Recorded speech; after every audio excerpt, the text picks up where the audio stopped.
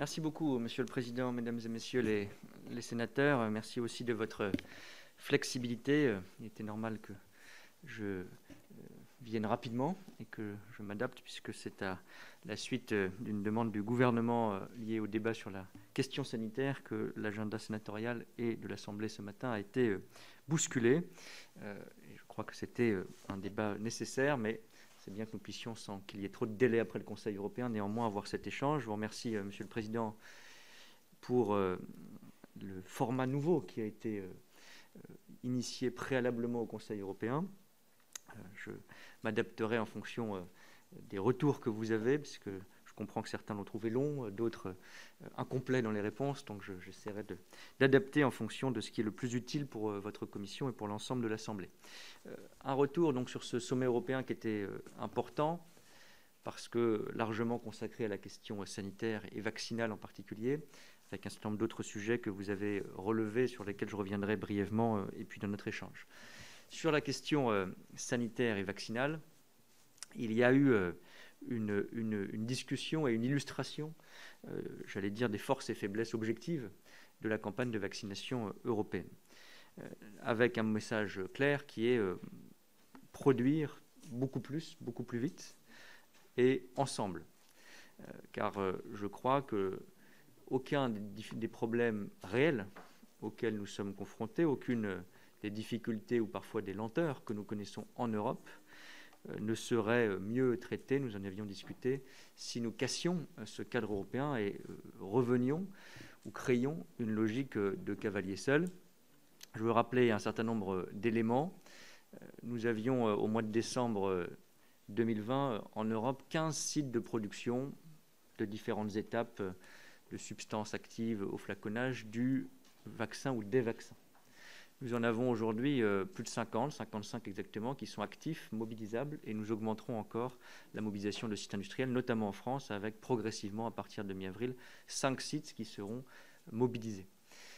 Nous sommes aujourd'hui la deuxième zone de production du monde dans l'Union européenne, derrière les États-Unis. Nous serons sans doute, dès l'été, la première zone de production du monde. Cela ne veut pas dire qu'il n'y a pas de difficultés, on le voit bien dans les retard relatif de la campagne vaccinale par rapport à un certain nombre de nos voisins ou de grandes puissances, en réalité essentiellement 3 pays, notamment la Grande-Bretagne et les États-Unis, pour prendre des pays de taille importante, le Royaume-Uni étant de taille comparable, les États-Unis un peu plus petits que l'Union européenne réunie. Et donc cette insistance sur la production la plus rapide a été bien sûr le message clé du Conseil européen. Il ne s'agit pas d'en faire un message politique, il s'agit de voir la réalité industrielle que je rappelais, et je donnerai un chiffre important qui a été confirmé ces derniers jours par le commissaire en charge, Thierry Breton. Nous savons maintenant, puisque nous sommes à la fin du premier trimestre qui s'est achevé hier, que nous avons reçu un peu plus de 100 millions de doses dans toute l'Union européenne. Nous en recevrons plus de 350 au cours du deuxième trimestre, en intégrant les retards, j'y reviendrai, très importants, en effet, sur le premier comme sur le second trimestre d'AstraZeneca. Et donc je crois que l'accélération, d'ailleurs nous le voyons dans les livraisons hebdomadaires cette semaine, ces 3 millions de doses qui seront apportées en France, nous le voyons, une accélération qui va évidemment s'amplifier au cours du mois d'avril des productions et des livraisons de vaccins. Plusieurs points ont été évoqués relatifs à ce débat sur les vaccins. D'abord, la question de l'exportation que vous avez évoquée, parce qu'elle est très sensible. C'est l'Union européenne qui a exporté le plus de doses de vaccins, c'est vrai, depuis le début de la production au mois de décembre. Une partie est liée à la solidarité internationale, l'initiative COVAX. Et je pense que c'est non seulement notre modèle de solidarité, mais c'est aussi notre intérêt, car si nous avons vacciné, comme nous employons évidemment à le faire en priorité, notre population, nous aurons encore un travail international à faire pour vacciner ailleurs. Sinon, on le sait, le virus mute, varie, et si l'ensemble du monde n'est pas vacciné, nous serons toujours sous la menace d'une épidémie, d'une pandémie, comme nous la connaissons aujourd'hui. Je précise aussi que 95%, même un peu plus, des exportations de vaccins depuis l'Union européenne ont été concentrées, ont été réalisées sur des doses de vaccins Pfizer, laboratoire qui, je prends les 100 millions du premier trimestre, a dépassé les objectifs de livraison à l'égard de l'Union européenne. Donc nous exportons, pour résumer les choses, des doses d'un vaccin qui nous est livré. Et donc je pense que l'exportation en soi n'est pas un problème, d'abord parce qu'elle atteste une force industrielle de l'Union européenne, qu'elle est aussi la contrepartie d'importation de produits ou d'intrants nécessaires aux différentes étapes, et notamment aux dernières étapes qui sont en général assurées en Europe de la production de vaccins. Là où ça devient un problème et où l'Europe doit éviter toute naïveté, et je crois que nous avons renforcé à l'occasion de ce Conseil européen nos mécanismes, c'est que nous ne pouvons pas exporter des doses d'un vaccin pour un laboratoire qui ne respecterait pas ses engagements. Je pense évidemment à AstraZeneca. Ou, ce qui est parfois lié, je regarde vers le Royaume-Uni, vers un pays qui, lui, n'assurerait aucun flux dans l'autre sens vers nous. Donc, je vais être précis sur ce mécanisme de contrôle des exportations. C'est un mécanisme qui n'est pas un mécanisme d'interdiction systématique, c'est un mécanisme qui est d'examen systématique et d'interdiction au cas par cas. Il a été mis en place sous notre impulsion et celle de l'Allemagne par la Commission européenne depuis tout début du mois de février. Je crois qu'il était nécessaire. Maintenant, nous savons à chaque fois qu'il y a un export. Le mécanisme est simple. Tout laboratoire doit signaler aux autorités nationales du pays où est achevée la production, avant tout export, si oui ou non il peut exporter, et c'est le pays qui donne l'autorisation sous le contrôle de la Commission européenne. C'est ainsi que l'Italie a empêché, dans le cadre de ce mécanisme, l'export de 250 000 doses d'AstraZeneca vers l'Australie, considérant, à juste titre, que le laboratoire ne tenait pas ses engagements à notre égard et que la situation sanitaire de l'Australie n'était pas sur un fondement humanitaire de nature à justifier qu'on exporte sans garder ces doses pour nous-mêmes. C'est d'ailleurs dans le cadre de ce mécanisme que, sur demande de la Commission européenne, les autorités sanitaires italiennes ont diligenté une enquête qui a permis d'identifier 29 millions de doses précisément près de Rome du laboratoire AstraZeneca qui n'étaient pas recensées dans nos évaluations. Elles s'intégreront à nos approvisionnements, mais cela montre aussi qu'il y a un problème de transparence au-delà des retards industriels de la part du laboratoire AstraZeneca. Et ce que nous avons fait au Conseil européen, c'est une décision que la Commission européenne avait initiée juste avant le Conseil, confirmée par les 27, c'est d'avoir un mécanisme de contrôle qui ajoute un critère de réciprocité. Donc désormais, dans l'examen que chaque autorité nationale fait sur chaque export, il y a la prise en compte d'un critère de réciprocité et de proportionnalité, c'est-à-dire qu'on regarde, comme je l'évoquais pour l'Italie à l'égard de l'Australie, la situation relative du pays destinataire et de notre situation. Et on prend en compte aussi cette réciprocité que je traduis par une formule simple, on livre si on est livré. On ne livre pas des doses d'un laboratoire ou vers un pays quand nous-mêmes nous ne sommes pas livrés. Je veux rappeler à cette occasion, ça a été évoqué d'ailleurs par la présidente de la Commission européenne, Ursula von der Leyen, à l'occasion de cette visioconférence, que contrairement à ce qu'on entend parfois, le Royaume-Uni sur le contrat AstraZeneca n'a pas négocié quelque chose de différent de nous. Je rappelle 2 éléments, 3 même. D'abord, la rédaction du contrat, Mme von der Leyen l'a rappelé, puisque les éléments sont désormais publics, prévoit les mêmes engagements du laboratoire, c'est-à-dire les meilleurs efforts, pour traduire de l'anglais, les best efforts pour la livraison la plus rapide possible. Il n'y a pas de formule plus engageante ou contraignante dans le contrat britannique que dans le contrat européen. Deuxième élément, dans le contrat européen, il y a 4 sites de production qui sont mentionnés, dont 2 au Royaume-Uni, 2 dans l'Union européenne. Un a été définitivement agréé la semaine dernière aux Pays-Bas. Il permettra donc des productions AstraZeneca dans les prochaines semaines. Mais nous n'avons pas reçu de doses du Royaume-Uni, alors même que 2 sites de production britanniques sont explicitement mentionnés dans le contrat AstraZeneca. Nous n'avons pas oublié les sites britanniques dans la signature du contrat AstraZeneca. Dernier élément, on le sait, c'est que, contrairement à ce qu'on dit là aussi, il n'y a pas eu sur le contrat AstraZeneca de retard dans la signature par rapport à ce qu'ont fait les Britanniques, puisque nous avons même signé le contrat, Mme von der Leyen l'a rappelé, 24 heures avant les autorités britanniques. Donc il y a un problème manifeste, mais pas de justification dans notre contrat à ce problème, qui serait donc une forme de résignation qu'on devrait avoir sur le manque de livraison. C'est un vrai problème qu'on doit résoudre avec le Royaume-Uni et avec AstraZeneca. Mais je le disais, même en prenant en compte des retards très importants du laboratoire AstraZeneca, nous aurons une montée en puissance des livraisons européennes très importantes au 2e trimestre, qui reposeront d'ailleurs de manière centrale encore sur le vaccin Pfizer-BioNTech. Un dernier élément, puisque là aussi il y a eu parfois de la confusion, je tiens à le préciser devant votre commission. Il n'est pas vrai de dire que le vaccin AstraZeneca Oxford a été entièrement financé par les autorités publiques britanniques. Je rappelle que ça paraît lointain. Pardon ? Oui, mais et nous, parce que je rappelle que le Royaume-Uni, même s'il a tendance à l'oublier, a été membre pendant 44 ans de l'Union européenne, jusqu'au 31 décembre dernier. À ce titre, il était éligible au programme de recherche de l'Union européenne. Et sur cette recherche, Oxford a touché 85 millions des programmes de recherche européens. Donc, ne soyons pas naïfs, améliorons nos dispositifs de contrôle. Ne cassons pas, je crois, le cadre européen qui peut être rendu plus mordant et plus ferme, mais ne cédons pas non plus à la rhétorique britannique du vaccin national qui aurait été développé de manière parfaitement autonome. Ce n'est pas exact. Un deuxième point a été évoqué,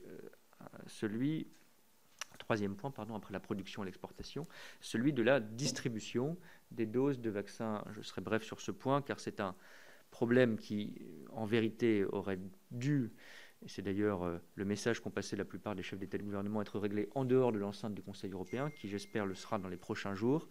Il y a un système très simple et très juste de répartition des doses européennes au prorata de la population de chaque pays. C'est un critère clair et objectif. Simplement, au début de la campagne de vaccination, au mois de décembre, certains pays ont sous-commandé, pour des raisons parfois d'erreurs matérielles, diverses raisons, et d'autres, du coup, ont surcommandé, dont la France d'ailleurs, par rapport à leur population. Et certains pays aujourd'hui, la Bulgarie, la Croatie, la République tchèque, quelques autres, demandent une forme de rééquilibrage. On parle de quelques centaines de milliers de doses dans les prochaines livraisons des 350 millions à venir. Donc nous ajusterons ces petits réglages pour suivre ce principe simple de prorata de la population. On le fera notamment sur les 10 millions de doses supplémentaires, au sein des 10 millions de doses supplémentaires que Pfizer-BioNTech a prévu pour le deuxième trimestre par rapport à ses engagements initiaux. Même d'ailleurs, ça portera sur un volant plus petit, sans doute au sein d'une livraison de 3 millions de doses. Je ne rentre pas dans le détail, on va régler ce sujet. Il y a quelques polémiques avec nos collègues autrichiens notamment, qui ont mal commandé au départ et qui veulent un rétablissement de cette équité du prorata. Nous le ferons, mais il y a quelques discussions techniques. La chancelière Merkel, comme le président de la République, ont souhaité qu'on fixe ce principe d'équité de prorata que vous retrouvez dans les conclusions du Conseil, mais que les chefs d'État et de gouvernement eux-mêmes ne s'engagent pas dans une bataille de tableau Excel pour achever cette distribution. Mais je tenais à mentionner ce point qui a occupé quelque temps la visioconférence du Conseil. Un point, mais peut-être je le renvoie en écho à la résolution que vous avez préparée sur le certificat vert, comme l'appelle la Commission européenne. Le point n'a pas été débattu, n'a pas fait l'objet de dissensus au sein du Conseil, mais nous pourrons y revenir sur... Voilà, alors simplement pour dire effectivement deux choses, deux éléments de calendrier, puis on pourra revenir si vous le souhaitez sur le contenu, parce que c'est un sujet sensible et important. Il y a une proposition législative de la Commission européenne qui est sur la table, qui a été proposée une semaine avant le Conseil européen, qui vise à proposer la mise en place d'un certificat, j'insiste sur l'adjectif sanitaire et non vaccinal. Il ne s'agit pas de faire dépendre la libre circulation en Europe du vaccin, mais éventuellement un certain nombre de preuves sanitaires, non pas dans un sens de fermeture, mais d'ouverture, puisque, comme vous le savez, aujourd'hui, l'immense majorité des pays européens exigent, dont la France d'ailleurs, un test PCR pour entrer, même pour un voyage intra-européen, sur notre territoire. L'idée est d'élargir les possibilités de circulation et non pas de les restreindre à travers cet outil qui est proposé par la Commission et dont je pense qu'il est important de dire qu'il n'est pas vaccinal mais sanitaire et qu'il est harmonisé au niveau européen pour éviter justement qu'on vive ce qu'on a vécu l'été dernier, que chaque pays ait des critères de classement de zone à risque, etc., qui soient différentes.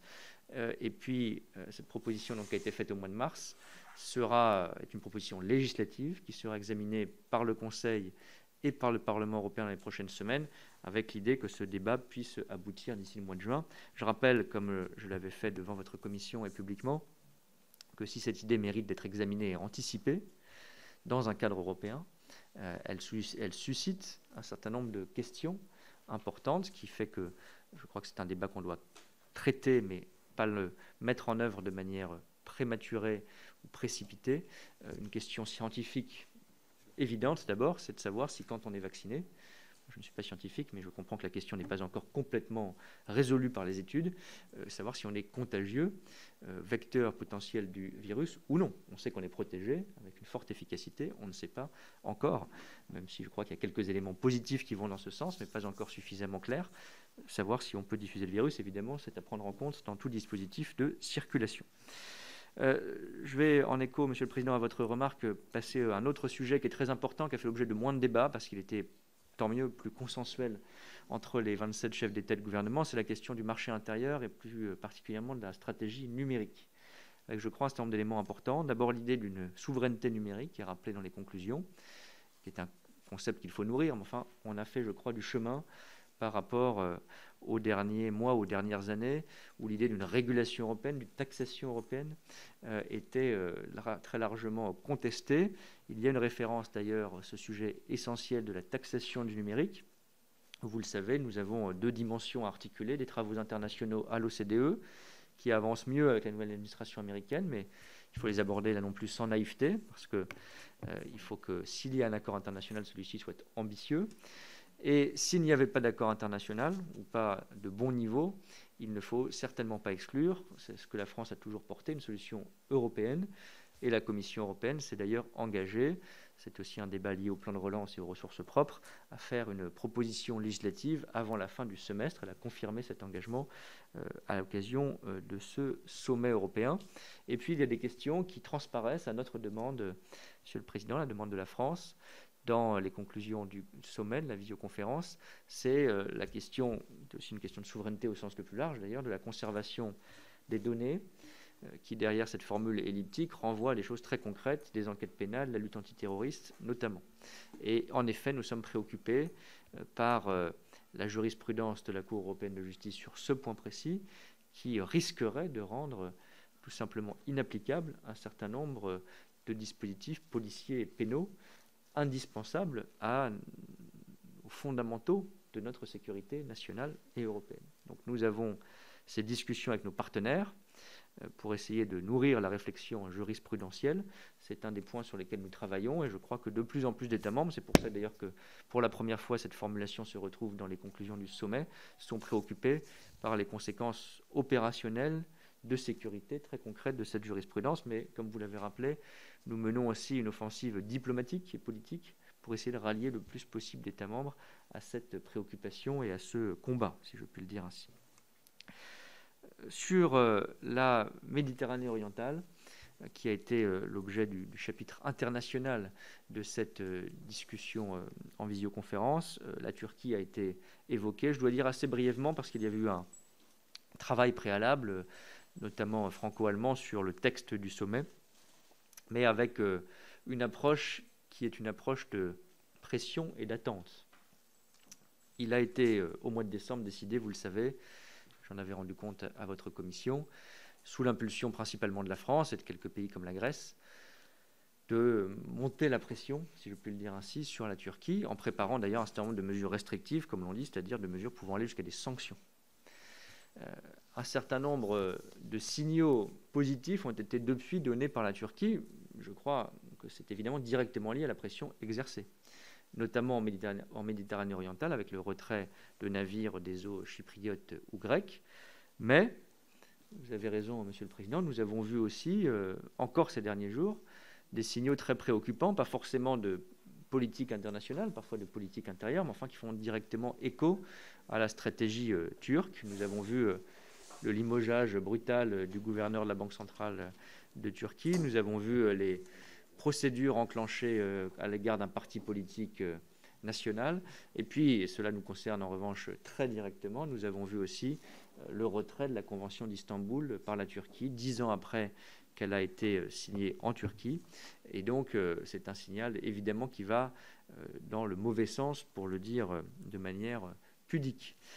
Et donc, nous avons maintenu, vous savez que c'est un équilibre que nous devons trouver avec nos partenaires européens, pour le dire de manière très transparente, notamment avec nos partenaires allemands ou italiens, de maintenir cette pression, d'accepter une discussion. C'est le sens de la visite de Mme von der Leyen et de M. Michel la semaine prochaine à Ankara, qui nous en rendront compte. Et nous gardons cette pression. Il ne s'agit pas de désarmer. Nous avons la possibilité, si la Turquie, c'est à elle de faire ce choix. Ne donnez pas de nouveaux signaux positifs ou au contraire aller dans la mauvaise direction, de rediscuter de mesures restrictives.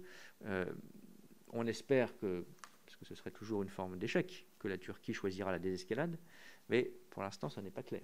Et donc, un nouveau rendez-vous pour maintenir cette pression maximum a été fixé au mois de juin, au prochain Conseil européen, qui par ailleurs, je l'espère, se tiendra de manière présentielle, comme l'on dit. Un dernier point de politique internationale qui est important, même si cela a fait l'objet d'un échange rapide, c'était l'invitation du président américain Joe Biden à la visioconférence par le président du Conseil européen Charles Michel pour, si je puis dire, une prise de contact. Et le président Biden a insisté sur l'importance de la relation transatlantique, la volonté d'apaisement dans ce partenariat. Cela n'a pas donné lieu à un échange où chaque pays s'est exprimé, car c'était une séquence très courte, mais je tenais aussi à le signaler, car elle a marqué ce Conseil européen. Je ne serai pas plus long, je l'ai déjà été, mais je suis évidemment, dans la suite de notre échange, à votre disposition pour approfondir tous les points nécessaires. Merci, Monsieur le Ministre. Avant de donner la parole aux collègues qui ont commencé à la demander, je reviens quelques instants sur la proposition de résolution concernant le certificat vert, et qu'on s'entende bien, nous n'avons pas apporté là un blanc-seing au certificat vert, simplement. Nous considérons que, au-delà des discussions qui vont avoir lieu au niveau européen, il faut porter une attention particulière à la façon dont les États membres pourraient se saisir de ce document. On pourrait avoir effectivement une circulation transfrontalière qui soit acceptable avec ce certificat vert, mais dès lors que l'entrée dans un État membre ne nous garantirait pas avec le certificat vert une libre circulation, on pourrait avoir des soucis particuliers. Donc le principe, c'est de faire un document qui ne soit pas une usine à gaz, hein, ça c'est essentiel. L'interopérabilité, bien sûr, elle est essentielle au niveau européen, mais en tout cas, je pense que ça va être un document essentiel dans les mois à venir, en tout cas pour permettre de revivre normalement. Donc voilà, souhaitons, par cette proposition de résolution qui va passer par la commission des lois ensuite, garantir ces points précis. Bien, je vois que la liste s'est allongée très vite. On prend par 3 questions, si ça vous va, Monsieur le Ministre. Comme ça, vous pouvez répondre. Très bien. Alors, Jacques Fernic, Claude Kern et Didier Marie, prêteurs. Oui, donc, merci Monsieur le Président, Monsieur le Ministre. Une série de questions groupées qui, pour certaines, reviennent en partie sur des points que vous avez déjà évoqués. D'abord, où en est-on pour la mise en place du plan de relance, alors qu'on commence déjà à envisager pour certains un deuxième élan nécessaire pour abonder l'effort? D'ailleurs, quelle perspective là-dessus? Le premier élan, lui, on peut avoir l'impression qu'il patine. Il y a les ratifications, il y a l'examen des plans nationaux qui ont et qui auront leur rythme, et puis il y a le recours auprès de la Cour de Karlsruhe qui vient rajouter une incertitude un petit peu inopportune. Deuxième point, comment avance, vous l'avez en partie évoqué, l'élaboration progressive des ressources propres nécessaires à cet effort commun? La taxation des GAFAM est-elle vraiment en bonne voie entre la démarche OCDE et la solution propre à l'Europe en cas où? Et autre point, l'ajustement carbone aux frontières est-il pas en passe d'être fragilisé, dénaturé, si la ligne qui voudrait maintenir des quotas gratuits à nos industries les plus polluantes l'emporte? Je l'avais évoqué lors de notre débat en séance, vous n'avez pas eu le temps d'y répondre. Sur la question des vaccins, si on paraît à présent réaliser que la principale faiblesse de notre Union comparée aux USA, ça a été son sous-investissement dans la phase risquée de développement des vaccins, est-ce qu'on engage pour autant la question des vaccins de seconde génération dans des dispositions franchement différentes? En gros, comment renforcer à la hauteur les moyens d'action de la nouvelle agence européenne? Et puis aussi, vous l'avez évoqué, mais comment réaliser concrètement la promesse à l'égard des populations précaires de la planète du vaccin bien public mondial? Et puis enfin, comme Alsacien, je voudrais insister sur 2 enjeux problématiques. D'abord, celui des bassins transfrontaliers passablement frappés par les gènes, les restrictions compromettant leur réalité économique et le quotidien des populations qui a de fait effacé les frontières et qui donc les voit ressurgir. Et puis l'autre enjeu, bien sûr, c'est la cause de l'Europe de la démocratie et de sa capitale Strasbourg, aujourd'hui diminuée dans sa fonction pour l'Union. Merci Claude Kern, en vous demandant d'être très concis parce que la liste est vraiment allongée. Oui, merci Président, merci Monsieur le Ministre pour votre présentation. Et comme Jacques a déjà posé les questions alsaciennes, je ne vais pas y revenir. Par contre, moi je voudrais parler des relations avec la Turquie.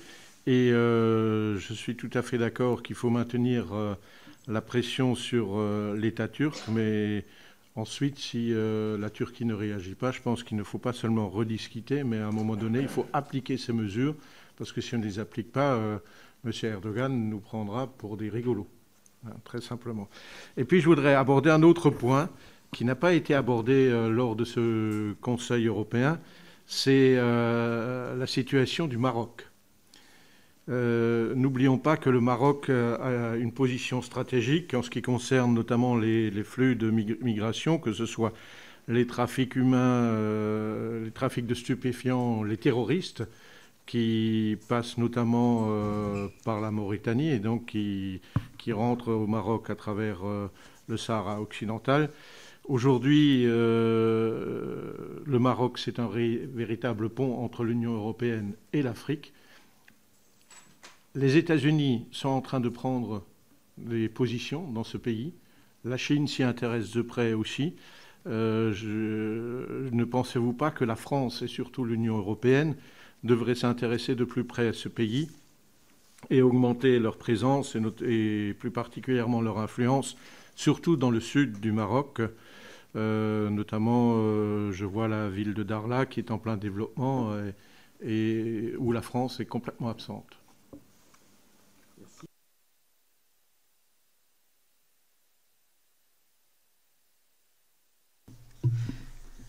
Merci Monsieur le Président, merci Monsieur le Ministre pour votre exposé, toujours aussi précis.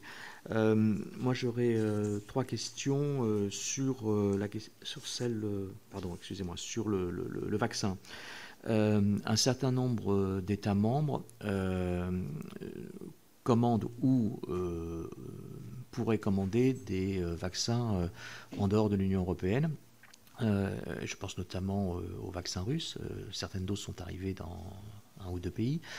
Qu'en est-il de la solidarité européenne à ce sujet et qu'en est-il des relations avec la Russie et de l'hypothèse d'achat de doses du vaccin Sputnik?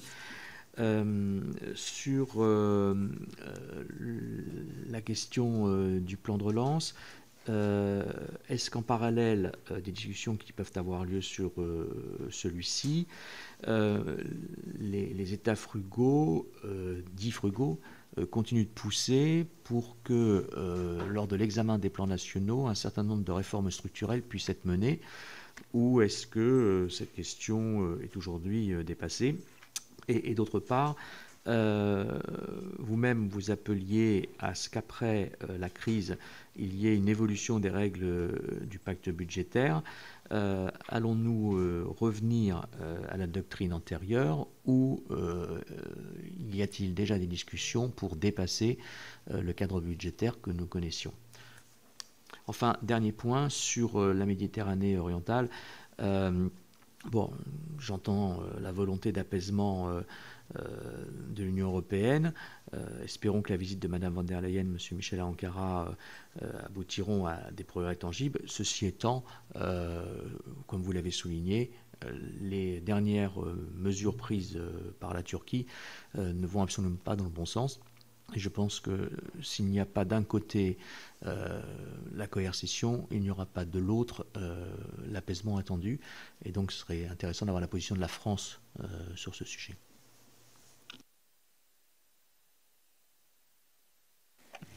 Merci beaucoup. En réponse aux 3 points du sénateur Fernic. Sur le plan de relance, d'abord un petit point d'étape. Comme vous le savez, vous l'avez suivi, nous l'avons suivi ensemble. Il y a eu déjà beaucoup de péripéties, un peu épuisantes, il faut bien le reconnaître. Enfin, c'est aussi la contrepartie, ça ne justifie pas tous les délais d'un plan exceptionnel qui brise un certain nombre de tabous. On l'a vu sur la question de l'état de droit et le lien qui est fait avec le budget, en général d'ailleurs, au-delà du plan de relance. La question de la dette commune, qui est l'objet du recours devant la Cour de Karlsruhe en Allemagne. Et bien sûr, parce qu'il s'agit d'autoriser non seulement la dette commune et le financement de ce plan de relance par cette ressource, mais aussi le financement de l'ensemble du budget de l'Union européenne sur les 7 prochaines années, pour un total, je le disais hier dans l'hémicycle, de un peu plus de 1800 milliards d'euros. Il y a une ratification par tous les parlements nationaux qui nécessairement prend du temps dans notre club à 27, mais prend moins de temps que d'habitude, je veux quand même le souligner, malgré la péripétie récente en Allemagne. Et donc au total, pour être concret et précis, il y a aujourd'hui 16 pays qui ont procédé à la procédure parlementaire. Ça veut dire qu'il y en a quelques-uns encore qui, après cette autorisation de ratification, n'ont pas encore ratifié, mais c'est une question de jours. Et j'inclus là-dedans aussi l'Allemagne, avec cette suspension juridictionnelle qui est liée au recours que j'évoquais. Là-dessus, personne d'ailleurs n'a d'éléments définitifs, parce que c'est par définition cette Cour indépendante qui décidera de son délai et décidera évidemment de la décision de fond. Mais en tout cas sur le calendrier, je suis plutôt optimiste. Ce sont les échos que nous avons du Bundestag, du gouvernement allemand, d'un certain nombre d'experts juridiques allemands qui nous disent que la Cour mesure l'enjeu du délai et pourrait décider rapidement. Et donc j'espère que ce recours, introduit par l'AfD d'ailleurs essentiellement, ne ralentira pas l'ensemble du processus. Et en parallèle, pour les 11 pays qui doivent encore procéder à l'autorisation parlementaire de ratification, les choses continuent à avancer. Et donc je maintiens, je l'avais dit à plusieurs reprises, c'est un espoir, pas une certitude, je suis honnête avec vous, que d'ici le mois de mai, le processus parlementaire d'ensemble puisse être achevé et que nous ayons, idéalement en mai, en tout cas j'espère au début de l'été, des décaissements au titre des préfinancements, puisqu'il y a cette possibilité de préfinancement dès l'autorisation acquise par les parlements nationaux de la Commission européenne, que nous puissions donc voir concrètement ces fonds. Je le redis aussi parce que c'est important, je ne veux pas qu'on ait une image d'enlisement en quelque sorte, non seulement que ce plan est évidemment essentiel, mais qu'il produit déjà des effets économiques et budgétaires, puisque je l'ai indiqué devant votre Assemblée, les 100 milliards d'euros du plan national français que vous avez voté, ils intègrent les un peu plus de 40 milliards d'euros de financement européen. Si on ne pouvait pas compter dessus, même s'ils arrivent un peu plus tard, on n'aurait pas lancé un plan de cette ampleur qui a, je le rappelle aussi, déjà engagé 26 milliards d'euros de crédit. S'agissant de la question d'une forme de réabondement qui renvoie aussi aux questions économiques et budgétaires que vous souleviez, monsieur le sénateur Marie, pour être très clair, c'est un débat qui n'a pas vraiment commencé au niveau européen aujourd'hui et qui serait prématuré parce que nous devons d'abord mettre en place ce premier plan, le faire fonctionner. Il a été une sorte de révolution mentale et politique pour beaucoup de pays. On voit encore la sensibilité à travers ce recours constitutionnel en Allemagne ou dans les pays frugaux que Didier Marie évoquait. Et donc, je crois qu'on doit d'abord le faire fonctionner, décaisser et fonctionner, montrer qu'il est utile en termes d'investissement. Et c'est la graine qu'a plantée, si je puis dire, le président de la République et qu'il a évoqué dans sa conférence de presse jeudi soir après la vidéoconférence. Nous devrons sans doute, au vu de ce qui se passe aux États-Unis, au vu de ce qui se passera certainement en Chine en termes d'investissement, réfléchir d'ores et déjà, parce que cela prendra du temps, à un complément. Je ne sais pas d'ailleurs si c'est de plan de relance, mais en tout cas de plan d'investissement, au-delà des 2-3 ans qui sont l'horizon fixé à ce plan de relance. Ce qu'a mal fait l'Europe la dernière fois dans une grande crise économique au début des années 2010, ce n'est pas tant la réponse à la crise que la gestion de l'après-crise, à la fois sur la question des règles budgétaires et sur le manque d'investissement. Ne répétons pas ces erreurs-là, c'est le message qu'a passé dès cette visioconférence la semaine dernière le président de la République, soutenu d'ailleurs par plusieurs de ses collègues, dont le président du Conseil italien, Mario Draghi. Sur la question des GAFAM, des grandes plateformes numériques, écoutez, c'est à la fois très difficile d'obtenir un accord et assez simple dans la façon dont on voit les choses. Il faut qu'on se fixe un horizon raisonnable, la fin du semestre, pour évaluer la possibilité d'un accord international de bon niveau. Il ne s'agit pas de dévitaliser, si je puis dire, la taxation du numérique. Donc soit c'est faisable et c'est possible à l'OCDE, soit c'est fait, soit c'est faisable à l'OCDE, et à ce moment-là, tant mieux, nous aurions une solution internationale. Soit les choses sont enlisées ou trop peu ambitieuses au niveau international dans le cadre de l'OCDE, et nous devrons avoir une solution européenne. Le passage de l'un à l'autre est difficile, c'est clair. Beaucoup de pays européens, pour des raisons parfois tactiques, parfois de fond, préféreraient attendre, quitte à ce que nous remettions toujours cet aboutissement, le cadre international. Mais nous sommes clairs, et d'ailleurs la Commission l'a été, elle proposera un texte législatif européen d'ici l'été, et donc nous aurons une proposition législative de taxation digitale européenne d'ici l'été. Le débat, comme vous le savez, il faut atteindre l'unanimité, sera encore difficile, mais je crois qu'il a quand même beaucoup progressé, notamment dans les opinions publiques, y compris dans les pays réticents. Sur une question qui est liée, puisqu'elle touche à une autre ressource propre attendue, celle du mécanisme d'ajustement carbone aux frontières. Là aussi, je le disais, il y aura une proposition législative, c'est désormais acté, c'est déjà un changement de paradigme complet, parce que c'était longtemps vu comme impossible sur le plan politique et juridique. Il y aura une proposition législative de la Commission d'ici la fin du premier semestre. L'articulation avec les quotas gratuits, pour être très clair, je pense que c'est plutôt une question de rythme que de principe. À terme, il ne pourra pas y avoir une coexistence entre un dispositif de quotas gratuits et d'ajustement carbone aux frontières. Inversement, je crois qu'il serait pénalisant pour notre industrie que dès le premier jour, surtout que sans doute ce mécanisme portera sur certains secteurs seulement, nous tuions ou nous éliminions tout quota gratuit. Donc, la question est plutôt le phasage. Le débat, vous le savez, a eu lieu au Parlement européen, il existera aussi au Conseil, et je crois que c'est plutôt dans le rythme de passage d'un système à l'autre que nous devrons trouver une flexibilité, puisque je rappelle l'objectif simple de ce MACF, comme on dit, ce mécanisme d'ajustement carbone aux frontières, c'est d'être ambitieux sur le plan climatique et juste sur le plan économique et social, pour ne pas faire des efforts climatiques pour 9% des émissions mondiales qui sont les nôtres, sans que les autres les fassent et en pénalisant nos propres industries ou consommateurs. Donc c'est à la fois, j'en suis persuadé, et c'est très emblématique cet ajustement carbone, même s'il a un nom un peu barbare, parce que c'est la capacité que nous avons à avoir un modèle, en l'occurrence environnemental ou climatique, mais aussi social ou fiscal, ambitieux, sans que ça nous pénalise dans la compétition internationale. Comment? En mettant cette espèce d'écluse ou d'ajustement à nos frontières communes. Et donc je crois que ce débat politique est absolument essentiel. Sur les questions vaccinales, monsieur le sénateur Fernic, c'est un des messages, je ne l'ai pas dit dans mon introduction, que le président a passé dans son intervention au Conseil la semaine dernière. Si on doit regarder en face ce que nous avons bien ou mal fait au niveau européen, ce que nous avons mal fait, c'est l'investissement. Dans la dernière phase de développement des vaccins et dans l'anticipation des capacités de production. Même si, je l'ai dit, nous sommes d'ores et déjà le deuxième producteur en tant qu'Union européenne de vaccins au monde, et nous serons le premier, et sans doute nous n'avons pas accéléré assez. Je crois que le sujet, ce n'est pas la nature de la rédaction des contrats, ce n'est pas le prix, c'est ça.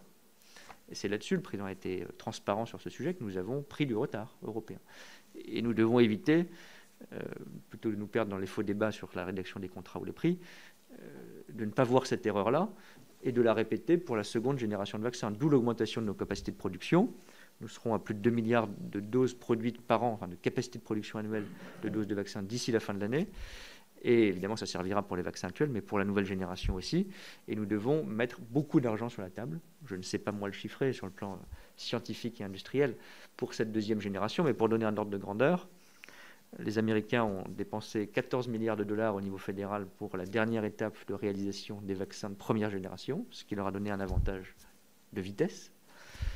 Je ne sais pas si l'ordre de grandeur est le même pour la seconde génération, mais descend probablement de l'ordre de plusieurs milliards d'euros au minimum. D'ailleurs, je crois que c'est aussi un plaidoyer pour que nous menions une action européenne rapide sur ce point, parce que probablement, dans la durée, aucun pays seul ne pourra faire cet effort budgétaire et industriel. Et donc, faisons-le au niveau européen. Là, nous avons la capacité de le faire, mais ça n'est pas encore gagné. L'agence ERA, qui a été évoquée plus qu'évoquée, proposée par la Commission européenne, a un budget pour l'instant limité. 150 millions d'euros ont été dégagés. Il est clair que ce n'est pas du tout l'ordre de grandeur pertinent. Et donc, ne nous perdons pas dans des querelles budgétaires à minima. Il faudra qu'on dégage, sans doute, au niveau européen, plusieurs milliards d'euros dans les quelques mois qui viennent pour cette seconde génération. Ce n'est pas encore le cas, donc c'est le combat que nous menons. Sur la question frontalière et la question strasbourgeoise, qui sont articulées, d'abord, je suis parfaitement conscient de ce qui se passe aujourd'hui dans les bassins de vie frontaliers. On l'a vécu en Moselle avec le classement allemand il y a quelques semaines, désormais avec celui qui a été décidé par les autorités fédérales allemandes vendredi et appliqué ce week-end. Ça concerne plusieurs milliers de travailleurs quotidiennement. Nous avons, je sais que c'est une maigre consolation, mais je crois que c'est néanmoins important, par la discussion avec les Allemands et les Länder en particulier, alléger le dispositif pour qu'on ne soit pas dans une fermeture des frontières, évidemment, qu'on ne soit pas dans un dispositif de test PCR quotidien, comme c'était prévu au départ, mais antigénique 2 fois par semaine.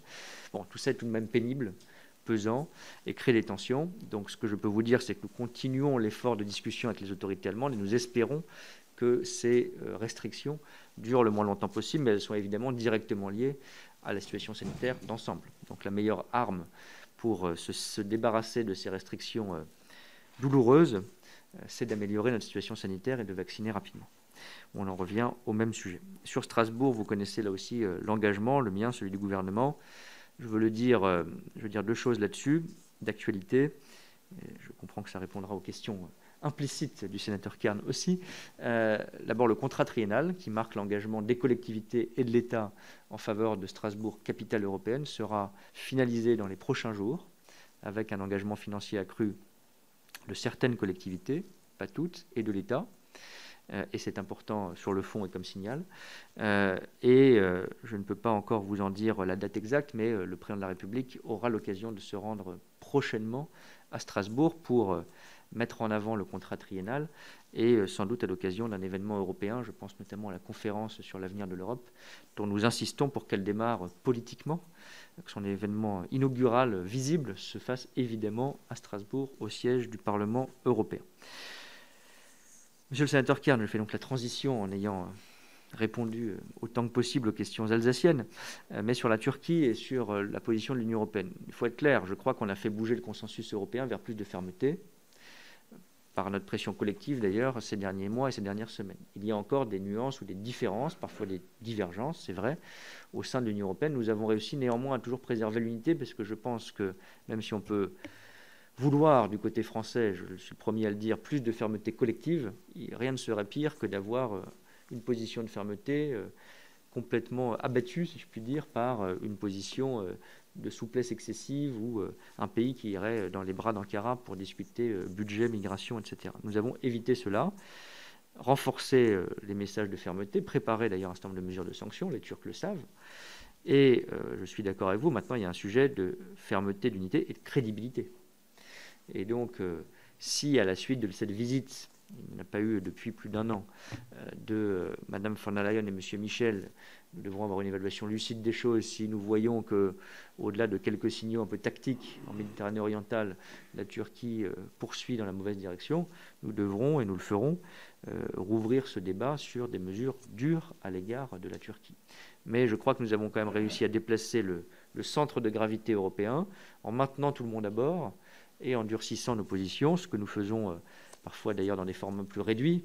Je pense aux exercices militaires de l'été dernier avec la Grèce, Chypre et l'Italie, ce que nous faisons avec la Grèce qui a refait le choix d'avions français pour sa propre défense et l'a renforcé, participe aussi de la crédibilisation sécuritaire et politique de l'Union européenne dans la région. Nous ne lâcherons pas ce combat et ce fil.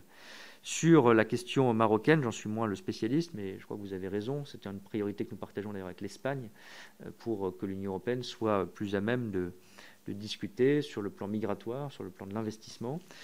C'est aujourd'hui, à ma connaissance, encore trop dispersé. On a des projets industriels, écologiques allemands. On a une discussion bilatérale hispano-marocaine sur les flux migratoires. Nous avons eu, à l'occasion de déplacements du ministre Le Drian, du ministre Darmanin récemment, des échanges sur les visas, les contrôles migratoires. Mais il n'y a pas encore de stratégie européenne d'influence forte, là où d'autres puissances n'hésitent pas à s'investir davantage dans ce pays clé pour notre stabilité et la stabilité du Maghreb dans les années qui viennent. Un point pour rebondir sur le vaccin et revenir aux questions de Didier Marie. sur les commandes hors Union européenne. Là, je vais être clair parce qu'il y a quelques dérives et beaucoup de fantasmes.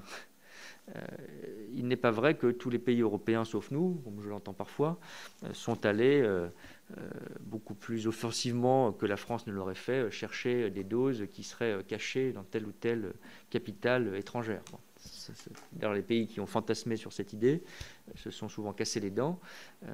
Quand il y a eu un déplacement des chefs de gouvernement autrichiens et danois en Israël, ils ont découvert qu'Israël allait effectivement vite dans sa campagne de vaccination, mais enfin ne produisait pas de doses de vaccin. De la même façon, il faut, je crois, être lucide et réaliste sur la situation russe. Il ne s'agit pas d'exclure par principe politique, je pense que ce serait une erreur et une faute sanitaire et politique, de dire le vaccin russe, nous n'en voulons pas parce qu'il est russe. Bon. Et donc, que se passe-t-il? Le vaccin russe, il doit faire comme tout le monde, c'est-à-dire déposer son dossier, s'il estime être suffisamment efficace, à l'Agence européenne du médicament. Nous en remettons à cet avis commun européen. C'est ce qui se passe. Il a déposé tardivement son dossier, mais il l'a fait. Il a une première étape d'examen qu'on appelle une revue scientifique, qui sans doute, je ne suis pas moi-même en charge évidemment et scientifique, mais qui sans doute, nous dit-on, s'écoulera au moins jusqu'à la mi-juin. Et ensuite, il y a une dernière étape qui est l'avis de l'Agence européenne du médicament sur l'autorisation de mise sur le marché qui prend encore quelques semaines. Donc, ce n'est pas un vaccin qui est autorisable, vraisemblablement, avant la fin du mois de juin. Et je l'ai dit, il faut 2 critères simples pour qu'un vaccin soit injecté dans les bras des Français et qu'il soit validé scientifiquement, c'est évidemment la moindre des choses, avec la même méthodologie pour tous les vaccins, quelle que soit leur nationalité, et qu'il soit produit. Or, aujourd'hui, ce qu'on sait, c'est qu'il est faiblement produit. Peut-être que ça changera à l'été, mais il est faiblement produit. Il y a des actes géopolitiques ou des coups de com', pour le dire de manière plus directe, qui sont utilisés par nos amis russes pour montrer qu'à quel point ils sont présents dans l'Union européenne, et ne soyons pas naïfs à cet égard, mais une stratégie de division de l'Union européenne qui pour l'instant n'a pas fonctionné, tant mieux, au-delà de quelques coups de canif. Mais ne soyons pas nous-mêmes dans l'illusion. Il n'y a pas une production massive de vaccins russes où nous nous priverions. Ça n'est pas le cas. Donc respectons simplement ces critères pour avoir une boussole. Validation scientifique, production industrielle, ces 2 critères ne sont aujourd'hui pas remplis. Et s'ils le sont, quand ils le seraient, sans doute au début de l'été, nous serions, je l'espère ardemment, et nous sommes sur cette trajectoire, dans une situation où nous aurions beaucoup plus de doses de vaccins disponibles, donc le besoin sera beaucoup moins criant. Donc voilà, on n'exclut aucune solution, aucune piste, mais n'ayons pas d'illusions en tête sur des vaccins russes ou chinois. Et pour les pays européens, je veux être précis, il n'y a aujourd'hui que la Hongrie qui a fait appel au vaccin russe et qui l'utilise. Il y a un deuxième pays qui a fait appel au vaccin russe mais qui ne l'utilise pas, c'est la Slovaquie. D'ailleurs, je l'avais dit, ça a fait tomber le Premier ministre. Je ne nous le souhaite pas. Ça a créé de l'instabilité. Et je le rappelle pour pas qu'il y ait de fantasme, c'est un vaccin qui n'est pas utilisé parce que l'autorité sanitaire slovaque a précisément dit « je ne suis pas encore en mesure de l'évaluer et j'attends l'avis de l'Agence européenne des médicaments ». Donc on en revient au même point. Tant mieux d'ailleurs, c'est plutôt rassurant sur le plan sanitaire. L'Autriche, c'est une information encore partielle, a indiqué par la chancellerie du chancelier Kurz qu'elle était en discussion sur, je crois, 1 million de doses ont été évoquées, mais on ne sait pas ce qu'il en est en réalité. Et l'agence sanitaire autrichienne a indiqué qu'elle attendait elle-même l'avis de l'Agence européenne du médicament. Donc nous sommes dans un raisonnement un peu circulaire, si je puis le résumer ainsi. Donc là aussi, soyons très clairs, le sujet n'est pas une commande de doses. Le sujet est la production, l'accélération de la production. Toutes les doses disponibles ont été commandées. Et même des doses qui ne sont pas encore produites ont déjà été commandées. Et l'Union européenne est le premier commanditaire de doses dans le monde, 2,6 milliards de doses de vaccins. La question, ce n'est pas de recommander davantage, c'est qu'elles arrivent. Et elles arriveront peut-être un jour d'un vaccin russe, mais ça n'est pas l'hypothèse la plus probable. Et donc, restons dans ce cadre européen, scientifique et industriel. Et la plupart des pays le font au-delà de quelques coups de communication ponctuels. Sur le plan de relance, je suis rapide. Oui, il y a un débat qu'on aura entre pays européens sur réforme et financement. Mais le cadre est clair, il n'y a pas de droit de veto d'un pays sur un plan de relance national. C'était très clairement discuté et acté au Conseil européen du mois de juillet 2020. Et la Commission nous a avons déjà une discussion en amont du dépôt final de notre plan de relance qui interviendra dans le cours de ce mois, à une évaluation qui, pour l'instant, ne me préoccupe pas de notre stratégie de relance dans son ensemble, à la fois les réformes et les investissements prévus. Mais je récuse cette idée d'une conditionnalité, encore moins d'un veto, entre une réforme particulière et un décaissement. Il y a une évaluation de la stratégie de relance. Les réformes et les investissements en font partie, ça c'est normal. Une discussion collective et puis ensuite des décaissements qui, je l'ai dit, et je suis optimiste sur ce point, devraient commencer à l'été. Sur les règles budgétaires, c'est un débat qui, à mon avis, doit s'entamer. Ne pas refaire l'erreur que nous avons faite, je le disais, en gérant mal l'après-crise en 2011, 2012, 2013, en remettant, et d'ailleurs en durcissant, les règles budgétaires d'avant-crise appliquées à toute la zone euro en particulier. On devra adapter ces règles de manière claire parce que la situation économique est tout simplement très différente. La zone euro, en moyenne, sera à 100% de dette. La question de savoir comment, avec quel seuil, quel processus, etc., je crois que ça c'est trop tôt pour l'acter, que ça ne rendrait pas d'ailleurs service au débat. Nous devrons avoir une discussion franco-allemande d'abord, sans doute en fin d'année 2021, début d'année 2022 avec le nouveau gouvernement fédéral.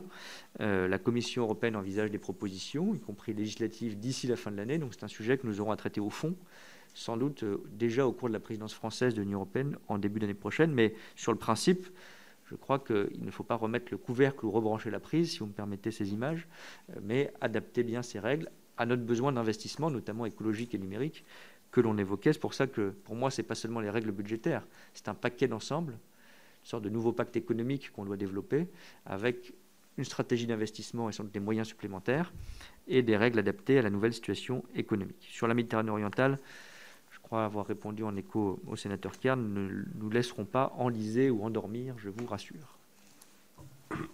Avant de passer la parole, peut-être en intermède, revenir sur la vaccination, Monsieur le Ministre, je ne serai pas dans l'angélisme, mais plutôt dans la nuance sur l'aspect vaccinal et sur la façon dont, moi, en tant que professionnel de santé, je ressens les choses, mais aussi en tant que président de la Commission européenne, parce que je lis de plus en plus, de la part des peuples, un sentiment anti-européen qui naît de par le retard de la vaccination. C'est vrai en France, c'est vrai en Allemagne aussi. C'est incroyable de voir qu'en Allemagne, aujourd'hui, le peuple s'exprime de façon assez sévère sur ses dirigeants, bien sûr, mais aussi sur la façon dont la gestion a été faite de la crise. Donc, je n'y reviens pas, vous avez donné vos arguments. Mais en tout cas, moi, je vous alerte là-dessus parce que, et vous le savez, c'est important d'en prendre compte. Le deuxième point, je pense qu'il faut revenir aussi à la gestion interne et à la façon dont les États membres ont géré leur propre communication sur la vaccination. Moi, je suis très remonté, je vous le dis, Monsieur le Ministre. Je vous ai parlé la dernière fois de devoir de moyens, mais aussi de devoir de résultats. Je pense qu'une erreur stratégique de communication a été faite quand, le 27 décembre, on a vacciné Mme Morissette. Parce qu'on a fait croire, et je ne le dis pas en plaisantant, parce que ce que je vous dis est très sérieux, c'était un ressenti, moi je l'ai au regard de mes patients. On a fait croire au peuple français qu'à partir du 27 décembre, on allait pouvoir vacciner tout le monde et très vite. Et ça a été une erreur de communication dramatique quand on voit que la vaccination finalement efficace a commencé à se mettre en place un mois et demi après. Donc là, il faut aussi de temps en temps faire mea culpa, et qui serait normal, qui serait acceptable, parce qu'aujourd'hui on supporte finalement tous les effets de cette annonce un peu anticipée, et je crois que le peuple français aurait mieux compris qu'on dise, voilà, on est obligé de stocker les doses, on est obligé d'attendre un petit peu, parce que à la fois on n'est pas encore prêt à dispatcher le vaccin de façon efficace et efficiente, que de vacciner une personne à la télé et de la voir en boucle, faisant croire aux Français qu'ils pouvaient être vaccinés. Donc ça, vous pourrez considérer mon propos critique, mais en tout cas, c'est le ressenti. Parce qu'aujourd'hui, la réalité, Monsieur le Ministre, c'est que dans les cabinets médicaux, où les médecins, les pharmaciens, le président de la République l'a dit encore hier, les médecins, les pharmaciens peuvent vacciner. Monsieur le Ministre, on n'a pas de vaccin. On n'a pas de vaccin. La semaine dernière, j'ai obtenu un flacon. Moi, j'ai vacciné 13 personnes dans mon cabinet médical en 55 minutes. Le parcours moyen dans un vaccinodrome, c'est 1 heure. Cette semaine, les pharmaciens nous informent que la plateforme de commande des vaccins est fermée parce qu'on ne leur mettait pas à disposition de doses suffisantes. Donc la réalité du terrain, monsieur le ministre, et je ne vous accuse pas, mais elle est là. Elle est là. On a un discours national qui fait penser aux gens qui peuvent être vaccinés comme ils le veulent, et demain chez leur vétérinaire, et demain chez leur dentiste, et on n'a pas de vaccin. Donc ça va venir, je le sais, j'ai entendu Thierry Breton, mais à un moment, je pense qu'il faut aussi, et c'est important, et je ne sais pas si je vous rends service en vous disant ça, mais c'est important aussi que le peuple entende de temps en temps, bah oui, peut-être que là, on a fait une erreur. Parce que je pense vraiment qu'on a fait une erreur. Une erreur de communication, terrible. On a gâché les espoirs des Français en la vaccination. Puis troisième point, parce que celle-là, on ne la voit pas arriver, monsieur le ministre, c'est qu'on a vacciné des gens avec l'AstraZeneca.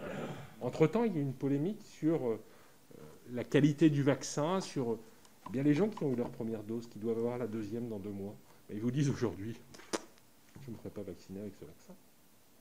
Donc voilà, remontée de terrain, permettez-moi d'être franc, c'est important de tenir des discours aussi francs dans ces commissions. Nous ne sommes pas dans un tribunal, mais on est là aussi pour exprimer notre sentiment de la démocratie. Mais je voulais vous le dire parce que je l'ai sur le cœur depuis un certain temps, et je pense que là-dessus, on a quand même pas mal fauté. Et de là, naît finalement un sentiment anti-européen. Je pense que l'Europe, sur la première base, sur le fait de dire on doit vacciner tout le monde et on doit le faire de façon cohérente, solidaire, intelligente, ne s'est pas trompée. Mais derrière, les États membres n'ont pas pu suivre parce qu'ils n'avaient pas les bons éléments. Oui, juste là-dessus, sans être ministre de la Santé, mais c'est important. Sur la première phase, je vous dis mon sentiment personnel aussi, c'est très... Je ne dis pas qu'on pouvait sans doute faire autrement. Je pense qu'on avait... qu'on refait le film, si je peux dire. On a une sorte de ligne de crête permanente, on l'avait encore plus au mois de décembre, entre une défiance vaccinale, qui n'était pas juste les antivax, pour eux on ne peut pas faire grand-chose, pour être très franc, mais pour des gens qui disaient c'est quoi l'ARN messager, est-ce que je vais faire comme Morissette ou est-ce que c'était une sorte de show, etc. Et puis une sorte d'impatience qui s'est matérialisée objectivement, et tant mieux, plus vite qu'on ne pensait. Je pense qu'on a tous été... j'allais dire agréablement, je ne sais pas si c'est le bon mot, mais surpris, on va le dire comme ça, par le fait que très vite, l'impatience vaccinale, qui était liée au ras-le-bol des restrictions, pour être clair, s'est manifestée et s'est transformée en quelque sorte en confiance obligatoire dans le vaccin, parce que les gens se sont dit, bon, peut-être qu'il y a des doutes, etc., que j'aurais eu si la situation avait été moins difficile, mais là j'ai envie d'y aller. Donc c'est ça qui était très difficile objectivement à gérer en tout début d'année. Je ne dis pas que, encore une fois, si c'était à refaire, je n'ai pas tous les éléments, peut-être qu'on le ferait différemment. Mais je pense qu'il y avait quand même ce sentiment qui n'est plus du tout le même aujourd'hui, où l'impatience a encore grandi. Sur le cadre européen, moi, je vais vous dire mon sentiment, parce que là, je suis plus directement concerné encore. C'est mon obsession que ça se passe bien. On n'est pas tous les leviers moi-même, mais que ça se passe bien, parce que je sais très bien que si dans 2 mois, l'Europe est décrochée en termes technologiques, de prémices, peut-être, j'en sais rien, mais ça peut aller très vite, de vaccins de seconde génération ou de rythme de vaccination. Et qu'on verra, on le voit déjà aujourd'hui, bien sûr, les images d'ailleurs, on dit regardez, ça se passe beaucoup mieux, ça écrase tout. Parce que, regardez, je tiens quand même à le rappeler, mais je suis parfaitement lucide sur le fait que c'est l'image du jour qui compte. Quand vous voyez ce qui se passe au Royaume-Uni, ils n'ont pas déconfiné, entre guillemets, mais ils se projettent. Ils vaccinent plus vite. Au mois de décembre, à Noël, on se voyait beaucoup sur la question du Brexit. Vous faisiez un reportage sur M. Johnson et sur Londres, c'était la catastrophe. Et on nous disait, ils sont complètement décrochés par rapport à nous. Et d'ailleurs, quand on regardera l'ensemble du film, si je peux le dire ainsi, on s'apercevra, on le sait déjà, qu'il y a entre 35 et 40 000 morts de plus à population égale au Royaume-Uni sur la gestion de la pandémie dans son ensemble. Mais ce qui compte, c'est la dernière image, parce qu'aujourd'hui, la réalité, c'est que malgré tout ce qui s'est passé, tous les errements qu'il y a eu avant, ils vaccinent un peu plus, ils vaccinent plus vite. Clairement. On connaît toutes les raisons, peu importe, ils vaccinent plus vite. Et donc, l'obsession, celle du gouvernement, celle de Thierry Breton, qui a été au Sénat il y a 24 heures, je crois, c'est qu'on accélère, pas pour dire on est les meilleurs du monde, mais parce qu'il faut que ça soit visible d'ici le mois de mai, le mois de juin. Moi, je pense que c'est possible. Et j'espère, j'en prends, non pas le pari, l'engagement, que quand on discutera au mois de juin, la situation sera bien meilleure. Et j'espère que la perception de l'Europe à ce moment-là, ce sera on a relevé le défi, on est les meilleurs producteurs de vaccins du monde, on a préparé la suite et on a vacciné. Donc ça, moi, je suis parfaitement conscient qu'on pourra d'ailleurs avoir sur la relance, sur le climat, sur d'autres sujets, à juste titre, tous les discours qu'on veut, et j'en suis le premier exposé, si je puis dire, sur l'Europe. Si on n'a pas une vaccination qui marche en Europe, la perception sera celle-là. Donc, je suis d'accord avec ce que je dis simplement, ce n'est pas une astuce, c'est que je pense que les difficultés sont là. Il y a eu sans doute des erreurs, on l'a dit sur le début de la campagne de vaccination, même l'avant-vaccination, qui était pas la commande, mais le développement des vaccins. Moi, je suis obsédé aussi par le fait qu'on identifie les bons problèmes. Parce que si on n'identifie pas les bons problèmes, on ne corrige pas les bons problèmes. On peut faire un débat a posteriori sur les prix, le rythme administratif, etc. Je pense sincèrement que ce n'est pas le sujet. Le sujet, c'est l'industriel et l'anticipation maintenant de la seconde génération pour qu'on fasse mieux dans les semaines qui viennent et dans les mois qui suivent. Et c'est possible. Et je pense que ça changera l'image. Mais je suis parfaitement conscient que la perception aujourd'hui, pour l'exposer ici ou dans les médias, de l'Europe n'est pas bonne. Et on peut dire aux gens qu'ils ont tort de penser qu'elle n'est pas bonne, ça ne change rien. Il faut changer la réalité. Une fois qu'on aura changé la réalité, que les gens auront une dose de vaccin dans le bras, c'est là que leur perception changera. Ce n'est pas avec mon discours ou un autre. Donc voilà, simplement pour vous partager aussi cette conviction européenne, parce que je crois que nous avons la même.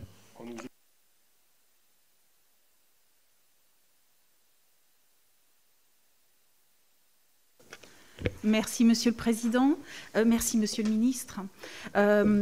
Notre président Rapin a déjà dit ce que je souhaitais partager moi également dans mes propos. Donc je ne vais pas revenir là-dessus sur le déploiement du vaccin actuel, mais vous avez aussi évoqué ce vaccin de deuxième génération que nous espérons, que nous attendons tous.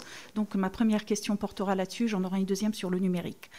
Donc sur le vaccin de deuxième génération, en fait, et plus spécifiquement sur le programme RA Incubator que vous avez plus ou moins évoqué dans vos propos déjà, qui a été lancé en février et qui a quand même comme vocation de contrôler les variants, d'anticiper les supposés, quand je dis supposés, les certaines pandémies futures, mais aussi ce fameux vaccin de deuxième génération.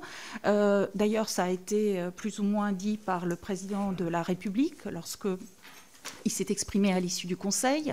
Donc moi, j'avais une première question à ce propos.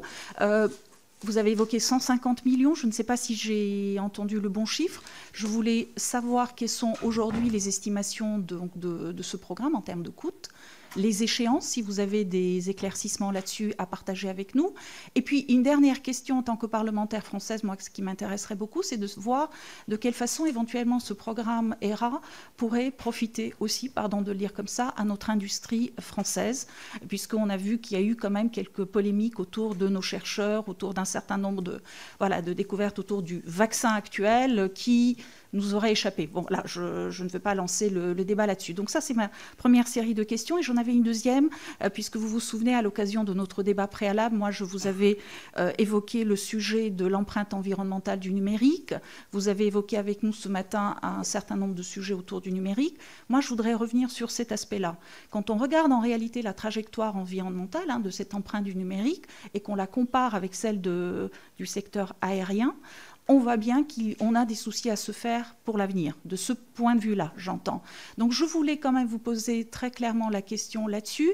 Est-ce que cette préoccupation de l'empreinte environnementale du numérique est prise en considération aujourd'hui, puisque vous-même, dans vos propos à plusieurs reprises, aujourd'hui encore, vous avez évoqué un certain nombre d'erreurs par manque d'anticipation, et j'ai envie et je termine là-dessus, vous poser la question, est-ce que si nous n'anticipons pas, nous ferons une deuxième erreur d'un point de vue environnemental sur un sujet qui est éminemment important, qui est le numérique.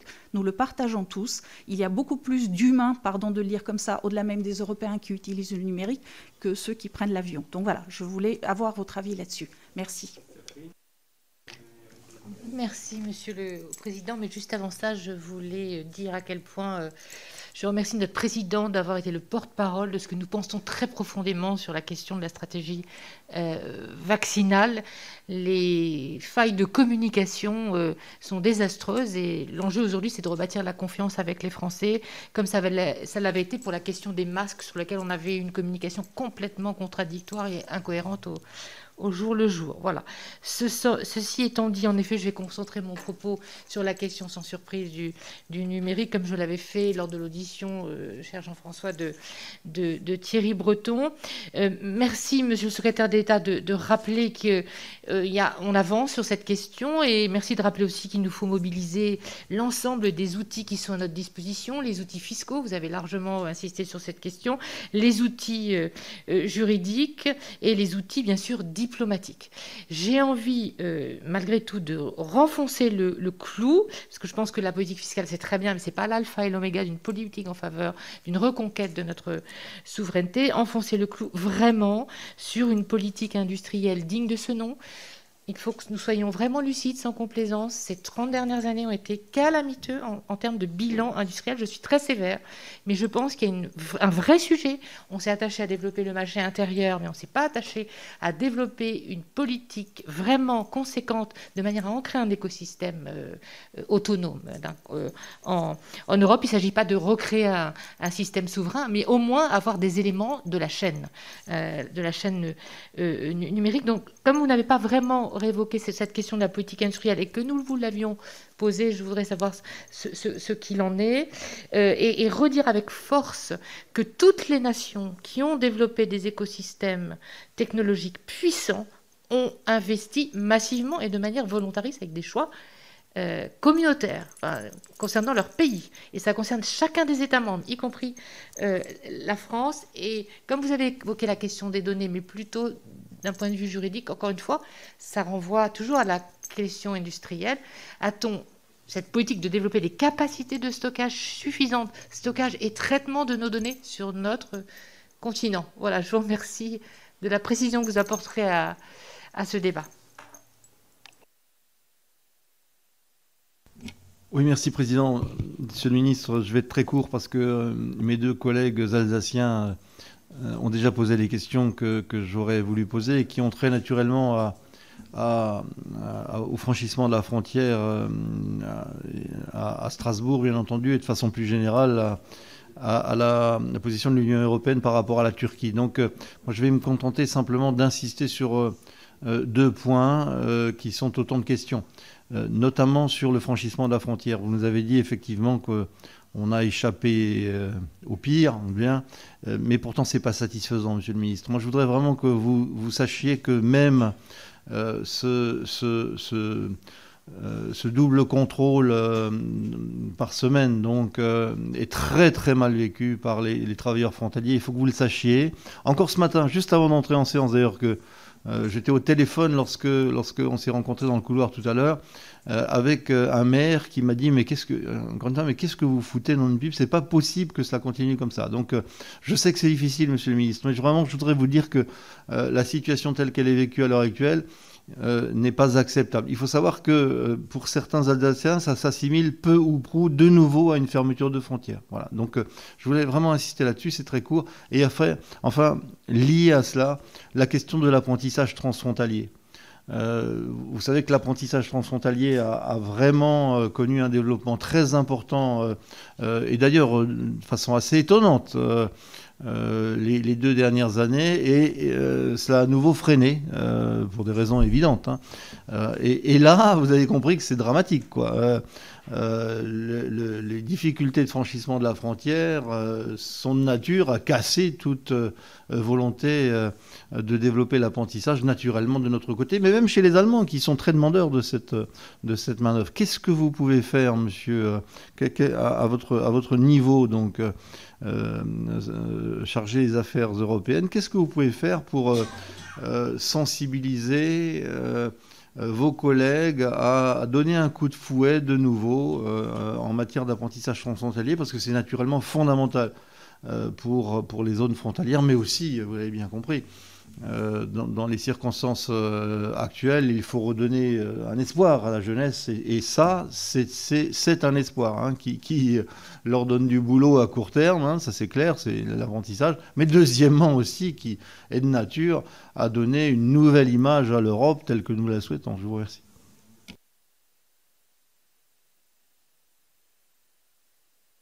Merci beaucoup, Monsieur le Président. En réponse à la question de Madame de Siderac sur les vaccins de seconde génération et les efforts qui sont déjà lancés. Bon, d'abord, quand on dit, moi je ne suis pas scientifique, hein, mais quand on dit vaccin de seconde génération, je pense que le concept lui-même mérite d'être précisé. L'idée, c'est qu'il faudra sans doute être en tout cas en mesure, sur le plan de la recherche et de la production industrielle, d'avoir des vaccins qui soient adaptés à des variantes, à des mutations, comme on les a connues récemment. Ce qu'on a vu avec les variants récents, c'est que malgré leur agressivité, les vaccins dont nous disposions, avec, je crois, un peu plus de nuances pour la variante sud-africaine, mais pour le reste, notamment le variant britannique qui est présent sur notre territoire massivement aujourd'hui, majoritairement aujourd'hui, les vaccins restent efficaces. Mais est-ce que les choses évoluent? D'ailleurs, je fais le lien, sans que ce soit excessivement tiré par les cheveux, je crois que c'est vraiment très connecté avec la solidarité internationale que j'évoquais. Hein. Il faut non seulement que sur le plan scientifique et industriel, on soit capable de produire en s'adaptant, mais si on veut que cette pandémie soit, sinon éradiquée, du moins maîtrisée, qu'on retrouve une vie ouverte, si je puis dire, on n'a pas d'autre choix que de vacciner le monde entier. D'abord nous, évidemment, mais le monde entier. Ce n'est pas une question de simple bienveillance et d'humanisme qui serait déjà une bonne raison, mais c'est vraiment notre intérêt sanitaire. Bon, donc je ferme cette parenthèse. Ce que nous faisons au niveau européen, je le dis très clairement, ça va dans la bonne direction, mais ce n'est pas encore suffisant. ERA, c'est la préfiguration d'une agence façon BARDA, l'agence fédérale américaine, qui a été très utile, pour rebondir sur ce que disait le président Rapin, et ce n'est pas par idéologie. Je suis convaincu qu'il faut qu'on identifie les vrais problèmes et que dans les vrais problèmes, il y a le fait que l'Europe n'était pas équipée sur le plan sanitaire. Et que, contrairement à ce qu'on entend parfois, moi je pense, pas sur tous les sujets, je ne crois pas du tout une Europe de la santé qui s'occupe de tout. Ce serait absurde. Ce n'est pas l'Europe qui va décider à Bruxelles si tel département a un couvre-feu. Heureusement, évidemment, je ne défendrai jamais ça. Donc l'Europe de la santé, ce n'est pas transférer la politique de la santé ailleurs. Bon. En revanche, sur des sujets industriels de production, je crois que le cadre européen a réformé, et qui n'était pas encore suffisant et suffisamment armé, doit être notre horizon. Et pour la seconde génération, concrètement, ce qu'il faut, c'est mettre des moyens. Bon. Les 150 millions qui sont déjà là dans cette première préfiguration d'agence ne seront évidemment pas suffisants. Nous avons quelques poches de financement que nous pouvons mobiliser. Le nouveau budget de santé, 5 milliards d'euros dans le budget européen qu'on a mis en place à partir de 2021, mais ce n'est pas encore très important. Et surtout, c'est sur 7 ans. Et puis, Horizon Europe, qui est notre budget de recherche, qui, lui, est beaucoup mieux doté. Près de 100 milliards d'euros, donc ça devient des montants plus significatifs. Mais je vous donne là un sentiment personnel. Je crois qu'il faut, puisqu'on parlait de façon de mieux travailler en Europe, qu'on soit très pragmatique. Il y aura aussi des financements nationaux. Là, je vous donne encore une fois ma réflexion personnelle. Je pense qu'on serait bien inspiré dans les semaines qui viennent, dès que les choses se seront accélérées et qu'on aura un peu plus d'esprit disponible pour envisager cette seconde génération et cette suite vaccinale, qu'il y ait une forme de conférence européenne où on mette des moyens financiers rapides. Parce qu'on ne peut pas constater que le vrai problème, ça a été les moyens qu'ont mis les Américains et pas nous, et ne pas en tirer la conséquence pour la suite. Donc ERA est une bonne nouvelle, va dans la bonne direction, il y aura de l'argent européen au-delà des 150 millions, mais il faut mobiliser des moyens nationaux et sans doute avoir une espèce de fonds européen beaucoup plus musclé, où les États membres, vu les dépenses que nous faisons en ce moment, je crois que ce serait un bon investissement de le mettre sur les capacités de production de vaccins et le développement de nouvelles générations de vaccins. Je n'en sais pas le coût, mais il me semble qu'avant l'été, il faut qu'on ait pris une initiative de cette nature qui va dans le sens d'ERA, mais dope, si je puis dire, l'incubateur ERA qu'on évoquait. Sur la question du numérique et de l'empreinte environnementale, ça fait partie des sujets sur lesquels je ne m'étais pas assez appesanti en réponse dans le débat. Je pense qu'il faut j'en suis pas encore une fois le spécialiste technique, je ne pourrais pas vous mesurer l'empreinte environnementale numérique, mais je vois bien que c'est un sujet qui monte et que c'est sans doute la nouvelle frontière des préoccupations environnementales. De même qu'il y a quelques années, la question de l'avion était assez secondaire, maintenant elle est centrale, parfois irrationnelle, mais centrale dans le débat écologique. On voit que ça commence sur l'empreinte environnementale numérique. Donc il faut s'en saisir parce que sinon, je pense que là, on aura des approches un peu millénaristes du type la 5G nous met en difficulté, etc., comme on l'a connu ces quelques derniers mois. Mais il y a un vrai sujet de l'empreinte environnementale du numérique. Je réfléchissais, ça n'est pas encore le cas aujourd'hui pour être tout à fait clair, mais je pense que ça peut être un des sujets prospectifs que nous mettons à l'ordre du jour de la présidence française de l'Union européenne pour l'évaluer, le rationaliser. Et puis ensuite prendre un certain nombre de mesures, sans doute d'investissement dans la technologie, et puis de sensibilisation. Je pense, peut-être que je m'illusionne, mais que les nouvelles générations, les plus jeunes que moi, se préoccupent déjà de savoir que leurs mails, les fameux data centers, consomment une énergie folle, ce qui nous paraissait totalement abstrait ou inexistant il y a encore 4, 5 ou 10 ans. On pensait qu'un mail, c'était neutre, c'était abstrait. Aujourd'hui, on sait que c'est de l'énergie. C'est d'ailleurs probablement que de l'énergie. Donc, je pense que l'échelon européen, là aussi, n'est pas un mauvais échelon pour objectiver et financer peut-être un certain nombre de recherches dans le domaine de l'empreinte numérique environnementale. Donc, je pense que vous avez raison, ce n'est pas du tout un sujet secondaire ou anecdotique, mais qu'on peut aussi, le prendre en compte. Dans les solutions collectives qu'on développera, cloud européen et même nos règles de marché public, où nous essayons d'introduire de clauses environnementales renforcées, ça pourra faire partie aussi des critères que l'on développe. Et puis, comme on le fait d'ailleurs sur la consommation énergétique en général, même si je comprends ou je devine que techniquement c'est encore assez difficile, avoir une forme d'information du consommateur, d'étiquetage ou d'information. Il y avait un moment, je crois, un grand opérateur français qui faisait une campagne en disant un mail supprimé, c'est X économie d'énergie. Je ne sais pas si ça se mesure en watts, en kilowatts en l'occurrence. Bon, mais et quand dès que vous supprimez un mail, en gros, vous faites du bien à l'environnement. C'est peut-être aussi ce genre de prise de conscience qu'on doit avoir dans nos marchés, dans nos investissements technologiques, dans notre information du consommateur. Pour rester dans le domaine numérique et industriel, en réponse à votre question, Madame Morin-Desailly, il est clair qu'on a quand même pas mal changé de logiciel européen ces dernières années sur le plan de la politique industrielle. Je ne parle pas juste des règles de concurrence qui sont la marotte, mais qui comptent aussi. On l'a vu dans des grands rapprochements industriels. Moi, je pense qu'il y a 3 types d'actions. Il y a une action nationale qui est une action de compétitivité, pas au sens du dumping social, mais de compétitivité. On l'a vu avant la crise, on commençait à recréer de l'emploi industriel. Je n'insiste pas seulement sur la fiscalité, mais je pense que c'était la combinaison d'une politique d'attractivité, d'action locale et régionale d'ailleurs, des collectivités y compris, d'une politique fiscale plus lisible, et plus stable et plus compétitive, et puis d'une réforme du marché du travail qui était encourageante pour les grands acteurs industriels. Ça, c'est plutôt national et c'est plutôt une logique de compétitivité, attractivité.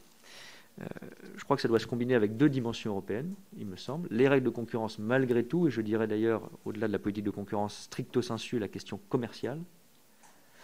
On ne peut pas garder les concepts, et c'est très difficile de le faire au niveau européen, mais on commence à enfoncer cette porte, de garder la logique du marché pertinent ou la logique statique que nous avions dans l'évaluation de la compétition, de la concurrence au niveau européen. On l'a vu sur Alstom Siemens, on peut être obsessionnel de ce cas, mais il a été révélateur. Pas tant parce que la décision finale a été défavorable à ce que l'on pensait être bon du côté français, mais parce que le principal argument qui m'a semblé préoccupant dans le raisonnement de la Commission, ce n'est pas tellement l'application stricte des méthodes habituelles, etc. C'est qu'il n'y avait aucune vision dynamique. C'est-à-dire la Chine, dans 2, 3 ou 5 ans, ne sera pas capable de produire tel ou tel type de train, et donc il n'y a pas d'inquiétude pour le marché.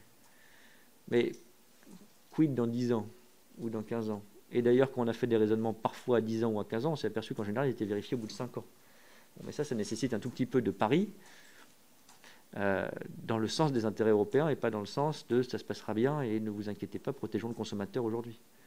Et ça, c'est un changement d'approche de la Commission qui n'est pas seulement juridique, mais qui est très politique au bon sens du terme et qu'on doit encore pousser. Quand je disais la politique commerciale, c'est le deuxième point de dimension européenne qu'on doit avoir dans cette logique industrielle. Moi, j'assume qu'on ait de la compétitivité, une forme d'assouplissement, de flexibilisation de nos règles du marché du travail ou de certaines règles fiscales, si on a, et les deux sont nécessaires, une protection plus grande au niveau européen, on l'a dit sur le sujet climatique, l'anti-dumping, le contrôle des investissements stratégiques, troisième élément de cet ensemble essentiel qui fera l'objet d'une proposition de la Commission que nous soutenons très très activement dans les prochaines semaines, c'est ce qu'on appelle les subventions étrangères, concrètement le fait que soient présents sur nos marchés publics, dans nos compétitions industrielles, des acteurs chinois, mais pas seulement, qui sont massivement subventionnés dans leur pays et qui, du coup, évidemment, ne sont pas à armes égales avec nous. On a tous des exemples. Hein. Il y a des secteurs entiers qui ont parfois été balayés par cette concurrence, non pas loyale, mais déloyale. Je pense au photovoltaïque. Bon. On l'a évité pour l'acier, parce qu'on a mis des règles anti-dumping très fortes. Ça a été une action menée en 2015-2016, beaucoup par la France d'ailleurs. Et il faut qu'on réforme encore nos règles anti-dumping, qu'on mette en place ce système de contrôle des subventions étrangères, notamment dans les marchés publics, et que le contrôle des investissements stratégiques soit renforcé. Il y a une première étape qui a été franchie il y a 2 ans, qui est en vigueur maintenant, mais objectivement, c'est un contrôle très léger, où l'Union européenne n'est qu'informée des grands investissements de pays tiers dans notre Union, et on doit aller plus loin. Donc moi, je combinerais cette... Oui, je suis très favorable au Small Business Act. On l'a porté depuis le début du mandat. Je vais être très honnête. Je pense que dans l'ordre des choses faisables et utiles, il y a d'abord les subventions étrangères, qui à certains égards est une préférence européenne. Le contrôle des marchés publics, ce qu'on appelle parfois l'instrument IPI au niveau européen, c'est-à-dire le fait que précisément des pays qui subventionnent, enfin des acteurs qui sont subventionnés dans leur pays à l'étranger ne puissent pas être éligibles à nos marchés publics, et qu'on ait aussi une forme de réciprocité. Un pays n'ouvre pas ses marchés publics, on ferme nos marchés publics. Nous sommes le continent le plus ouvert dans ces marchés publics aujourd'hui au monde, plus que les Américains, hein, sans même parler des Chinois, plus que les Canadiens. Donc il n'y a aucune raison qu'on le fasse. Et je pense que le Brexit d'ailleurs sera à surveiller de près pour pas que les Britanniques eux-mêmes créent une forme d'avantage compétitif. Et je pense qu'objectivement, ça au niveau européen, subventions étrangères, marché public, c'est plus facile à obtenir que le Small Business Act stricto sensu. J'aimerais qu'on aille vers le Small Business Act, hein, mais j'essaye de voir ce qu'on peut faire de réaliste dans les 2 ans qui viennent, en utilisant notamment la présidence française comme accélérateur. Voilà, je pense cette compétitivité, cette réforme des procédures de concurrence et surtout cette réforme des politiques commerciales européennes ou des pratiques commerciales européennes, dumping, contrôle des investissements, me semble la façon d'équilibrer un peu notre politique industrielle. J'ai été un peu long, mais Monsieur le sénateur, je ne voulais pas oublier vos interpellations que je comprends sur la vie frontalière. Je suis allé en Moselle récemment, j'ai rencontré des travailleurs frontaliers ou des représentants des travailleurs frontaliers. Aujourd'hui, malheureusement, je ne peux que leur dire que je comprends à quel point c'est insupportable, pas tellement sur le plan d'ailleurs forcément personnel ou parce qu'on a un test 2 fois par semaine et que c'est désagréable, mais sur le plan symbolique aussi. Ils ont l'impression, vous le savez mieux que moi, ils me l'ont dit, qu'on nie le caractère complètement intégré de leur vie, qu'on est à Sarreguemines, on est à 500 mètres de la frontière allemande, donc ça n'a aucun sens d'avoir une forme de barrière. Vous le dites, c'est entendu notamment en Alsace, c'est quasiment comme si on avait rétabli la fermeture des frontières. Je ne veux pas minimiser la situation, j'insiste quand même, je me bats là-dessus et je me continuerai à me battre là-dessus. Il ne faut surtout pas, même si c'est difficile aujourd'hui, qu'on retombe dans la fermeture des frontières façon 2020, parce que là, je crois que la tension que ça crée, l'aspect évidemment symbolique, qui peut être durable, les traces que ça laisse sont encore plus grandes, parce qu'on a l'impression que quand on a mis des bloquants et de la police à la frontière franco-allemande, c'est pas neutre. Et donc moi, je me bats vraiment pour éviter ça. Je sais que ce qui existe quand même en évitant ça n'est pas agréable. Et tout ce que je peux vous dire, c'est qu'on essaye que ça dure, on essaye de faire en sorte que ça dure le moins, que ça soit le moins pénalisant possible aujourd'hui, mais c'est pas parfaitement satisfaisant, c'est évident, et surtout que ça dure le moins longtemps possible. Et plusieurs fois par semaine, j'entretiens ce dialogue avec les autorités allemandes, avec les collectivités françaises d'ailleurs, pour tenir bon sur ce sujet. Encore eu la préfète de la région Grand Est ce matin, on essaye de développer les tests antigéniques, d'accélérer le déploiement des tests salivaires. Voilà, c'est des choses très concrètes aujourd'hui qu'on essaye de faire pour que ce soit un moindre mal et que ce mal dure le moins longtemps possible. Dernier point, pardon, sur l'apprentissage transfrontalier. Au-delà de la sensibilisation, vous avez raison, moi ce que j'essaie de faire à mon niveau, j'y crois beaucoup, c'est de l'action bilatérale. Il y aura une conférence intergouvernementale de nouveau avec le Luxembourg dans quelques semaines, sans doute au mois de juillet. Avec l'Allemagne, nous avons aussi un format qui balayera ces questions de formation et d'apprentissage dans quelques semaines. C'est à mon avis comme ça que ça marche. Plus que par une sorte de grande déclaration franco-allemande au plus haut niveau, parce qu'il faut qu'on identifie par les chambres de commerce, par les employeurs locaux, un certain nombre d'actions ou de verrous à lever qui font que l'apprentissage se développe d'un côté et de l'autre. J'étais sur une autre frontière il y a quelques semaines à Pau. Par la Chambre des métiers localement, ils déploient des échanges type Erasmus entre apprentis d'un côté et de l'autre de la frontière avec l'Espagne. Je crois beaucoup plus à ce genre d'action en essayant de se fixer des cibles quantitatives sur 2, 3, 4 ans, plutôt qu'à ce qu'on fasse une grande déclaration des ministres des Affaires européennes ou du Travail qui célébrerait l'apprentissage. Donc, je sais que localement, sans m'attendre, il y a beaucoup d'actions qui sont déjà faites, mais vous avez raison. D'ailleurs, après la crise, ça sera aussi une façon de recréer du lien, notamment chez les jeunes, qu'on aura besoin de redévelopper ces actions. Merci, Monsieur le Ministre. On en a fait 6, on en a encore 6, donc il faut accélérer. Pierre Cuypers, André Gattolin et Christine Lavarde. Oui, merci, Monsieur le Président. Monsieur le Ministre, je voudrais profiter de votre présence ici pour aborder un sujet que vous n'avez pas évoqué, mais qu'on a antérieurement déjà évalué.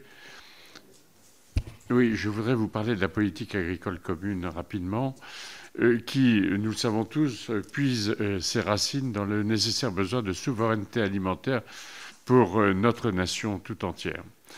Elle est et elle doit rester un outil économique, nous le savons tous, pour la production agricole permettant l'autonomie et résilience sur tous les territoires de notre pays.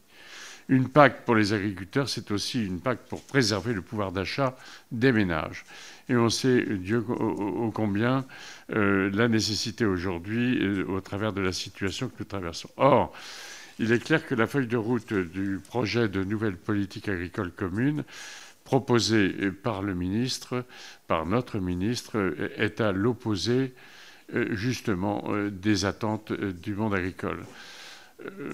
Demain aura lieu des manifestations sur le territoire national par le monde agricole. Donc l'usine à gaz qui est celle de la Commission européenne qui nous est proposée, les mesures environnementales qui nous sont imposées vont à l'envers et à l'encontre du développement économique et du nécessaire besoin de maintenir une agriculture dans notre pays. Merci.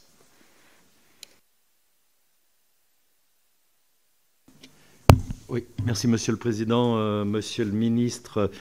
On a appris beaucoup de choses. Moi, j'ai quelques petites questions simples. Alors déjà, vous avez répondu à la question que je me posais concernant... Voilà. Oh, il y a une fuite. Hein. Bref, vous avez partiellement répondu à une question que je me posais, qui était le sentiment de petite fâcherie du chancelier Kurz lorsqu'on a parlé du Covid et où il est sorti visiblement un moment de la visio. Donc j'ai cru comprendre que c'était ces niveaux de quotas de vaccins reçus qu'il n'avait pas réellement commandé au départ. Ça, c'est une chose. Une chose qui m'étonne, c'est qu'un Conseil européen avec un agenda assez dense, prévu sur 2 jours, qui se termine en 1 jour, avec en plus l'invitation, même courte, du président des États-Unis. Pourquoi si court? Surtout qu'il y avait un 4e point à l'ordre du jour, qui était la Russie. Et dans le compte-rendu, on nous dit qu'on a été informé des derniers développements dans les relations entre l'Union européenne et la Russie, et que l'on tiendra un débat stratégique dans un Conseil européen à venir. Donc moi je trouve quand même la question de la Russie un peu sensible, d'autant qu'aujourd'hui, vous le savez, Alexeï Navalny a entamé depuis hier une grève de la faim, et il y a quand même des questions qui se posent.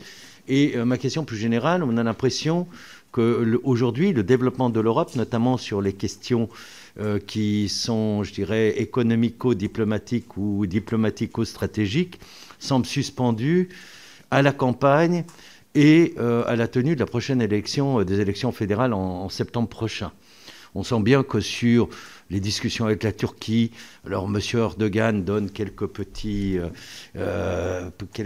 crédits, on renvoie vers l'ONU et sa médiation de bons offices pour essayer de régler donc la question de Chypre. Donc là, on sait que on y sera encore dans 2 ans, que sur la question des investissements, du traité d'investissement Union européenne-Chine, voulu et surtout voulu par l'Allemagne, bon, on laisse un petit peu couler. Et puis sur la question russe, on sait que c'est un sujet effectivement particulièrement sensible au sein de la grande coalition. Donc on a l'impression, c'est un peu dans le prolongement de la question posée par mon collègue Richard Yung à vous-même hier aux questions d'actualité au gouvernement. Voilà, on se demande un peu à quel jeu, ou en tous les cas à quel tango hésitation joue actuellement l'Allemagne dans cette période électorale et qui devra engager la succession d'Angela Merkel. Christine, en visio. Oui, bonjour. Merci, Monsieur le Président. Alors moi, ma question porterait sur une autre partie de la réunion. C'est l'entretien qui a eu lieu avec la présidente de la Banque Centrale Européenne et avec le président de l'Eurogroupe.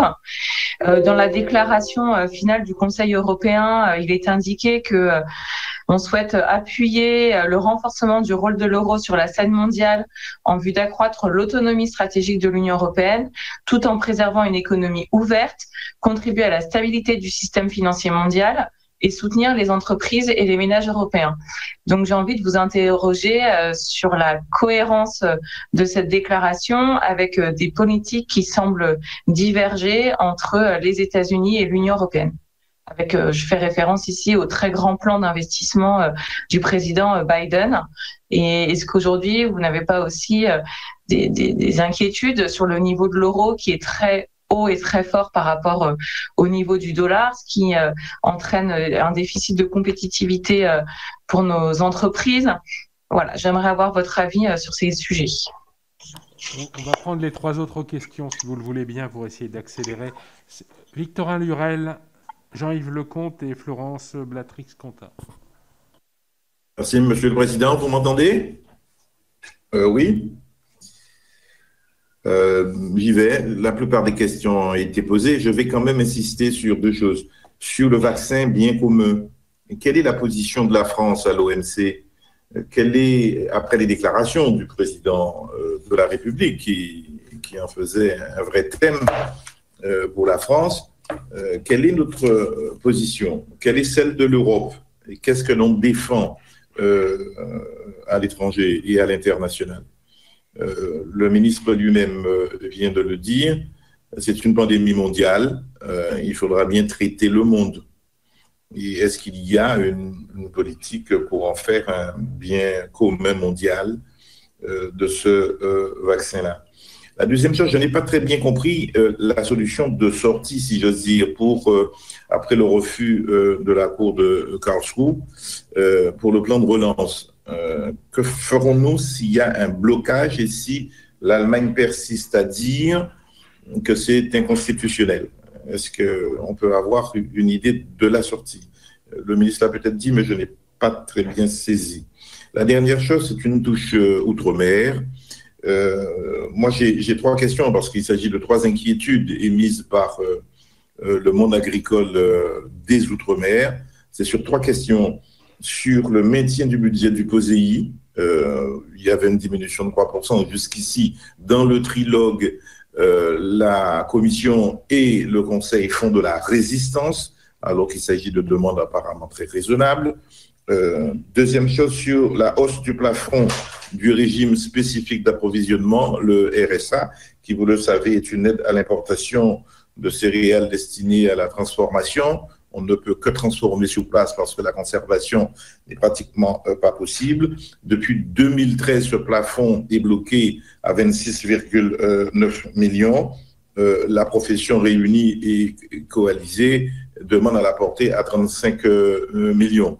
Enfin, dernière chose, toujours pour les Outre-mer, ce sont 3 demandes qui ont du mal à avoir l'agrément de la Commission et du Conseil. C'est l'autorisation de percevoir des cotisations interprofessionnelles étendues. Aujourd'hui, c'est réservé à la viande. Au sein de l'interprofession, il y a d'autres familles de produits qui n'y seraient pas assujettis. Et donc, il y a là une résistance. Alors, c'est peut-être des questions pointues. Si le ministre ne veut pas me répondre maintenant, je lui demande simplement ce que la France défendre ces positions qui ont déjà l'agrément, qui ont déjà été votées, il me semble, par le Parlement européen. Voilà. Merci beaucoup. Merci Victorin. Jean-Yves. Oui, merci Monsieur le Ministre, merci Monsieur le Président. Trois points de vigilance, dont l'un un peu dans la foulée de ce qui vient d'être posé par Victorin Lurel et Christine Lavarde concernant le plan de relance et les volumes de plus en plus importants des plans américains, d'abord de relance et ensuite d'infrastructures qui sont plus du tout maintenant du même ordre de grandeur que ce que nous commençons à mettre en place en Europe. Alors, au-delà de l'incertitude liée à la décision du tribunal de Karlsruhe, on peut avoir aussi une inquiétude sur finalement les montants en jeu aux États-Unis et les pressions que ça peut mettre sur l'inflation sur l'ensemble du monde et sur notre incapacité finalement à avoir accès dans un deuxième temps à de l'argent pas cher parce que les États-Unis auront déjà fait beaucoup. Donc, comment est-ce que finalement, en fait, ce plan de relance, même si c'est une nouveauté pour nous, ça va pas être trop petit et trop tard par rapport à ce que font les États-Unis, avec un énorme risque de décrochage. Deuxième point de vigilance, nous avons remis à la Commission des Affaires européennes un rapport sur l'état de droit en Europe avec un avis politique il y a 15 jours. Depuis, un certain nombre de choses ont pu évoluer et on sent de plus en plus de durcissement dans certains États concernés par ces évolutions inquiétantes pour faire prévaloir le droit national sur le droit européen.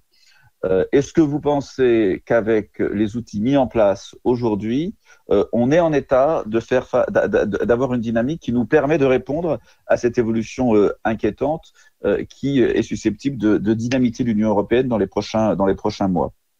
Enfin, dernière question qui n'a pas été abordée lors de cet entretien pour l'instant, c'est les questions migratoires. Vous avez a été évoqué notre perte d'influence à nos frontières, notre défaut d'attractivité, l'image de l'Union européenne, mais tout ça, c'est aussi lié à notre obsession migratoire, des laissez-passer consulaires et de cette fausse notion d'appel d'air. Est-ce que vous ne pensez pas qu'il faudrait revoir notre politique de voisinage en n'ayant pas comme obsession la politique migratoire? Et comment est-ce que vous voyez dans les prochains mois la capacité de l'Union de faire évoluer les propositions de la Commission européenne qui aujourd'hui aussi entre aggravation de la politique actuelle et statu quo? Je vous remercie. Merci Florence. Merci Monsieur le Président, Monsieur le Ministre. Ma collègue Catherine Morin-Desailly vous a interrogé sur la question des données qui ont une dimension stratégique, que ce soit au niveau économique, mais à bien des égards au niveau démocratique.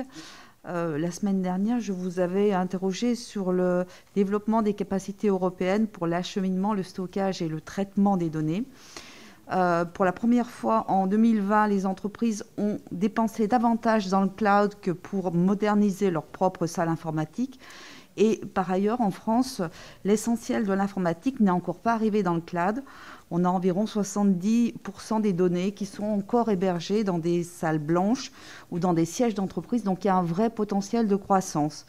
Donc, c'est vraiment, comme le soulignait ma collègue, un volet important de l'autonomie stratégique de l'Union au moment où le marché est en pleine croissance. Donc, c'était simplement pour vous demander où en est le projet Gaia-X dans sa mise en œuvre et comment l'Europe saura-t-elle saisir cette opportunité de développement.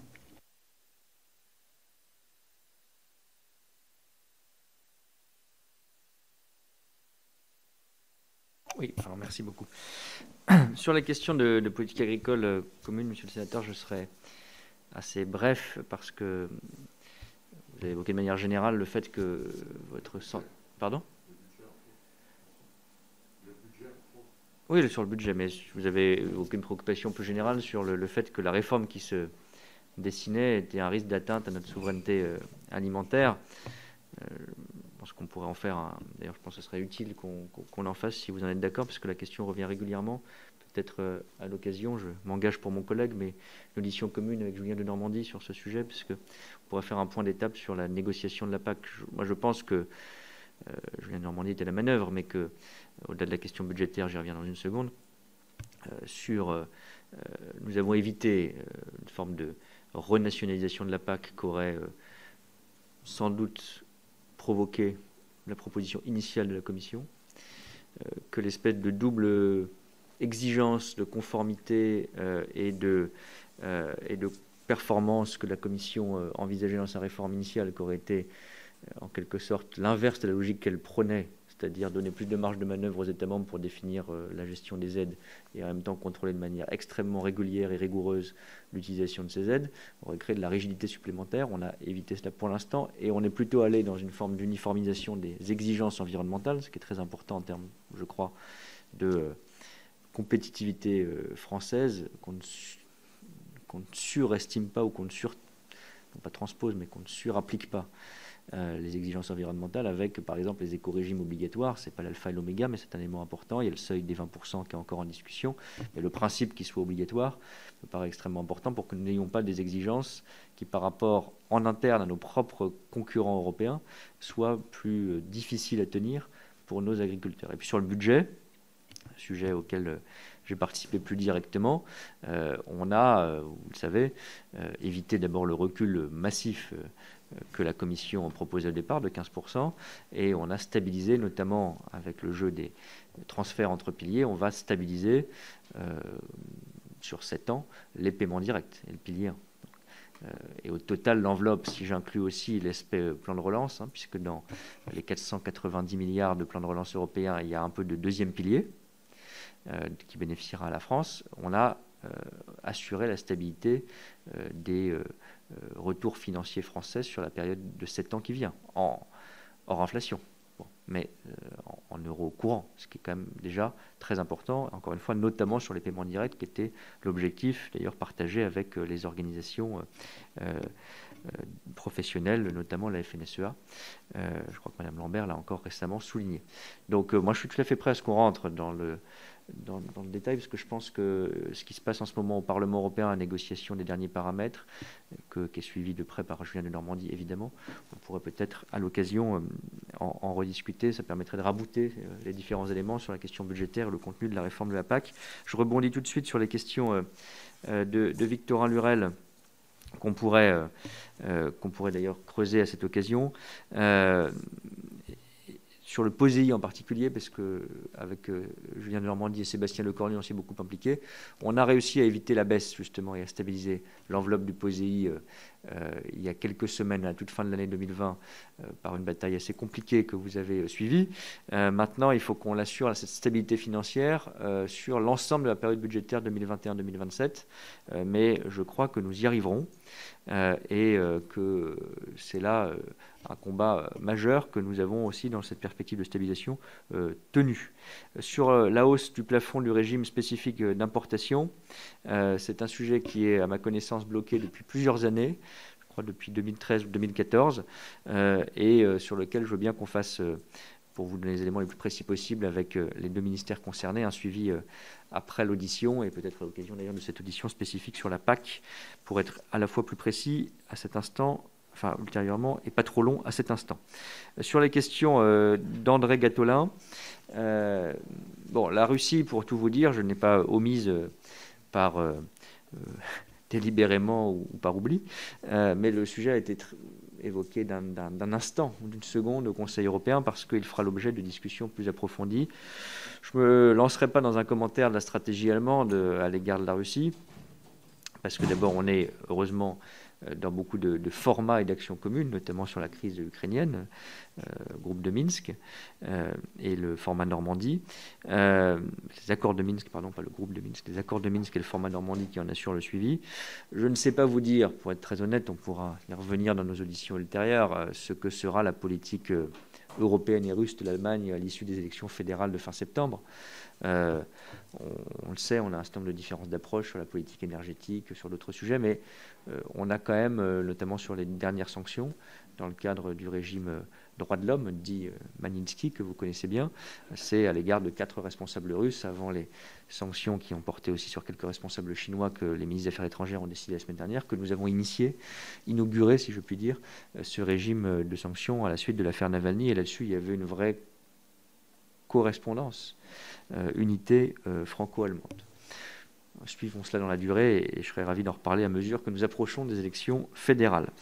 Madame la sénatrice Lavarde, sur les questions... Pourquoi ça a été raccourci Non, parce qu'il n'y avait pas de... Ça, comme vous l'avez vu dans le sommet, il y a une phrase qui simplement... Parce qu'il était prévu qu'on en fasse un suivi à l'occasion de cette visioconférence.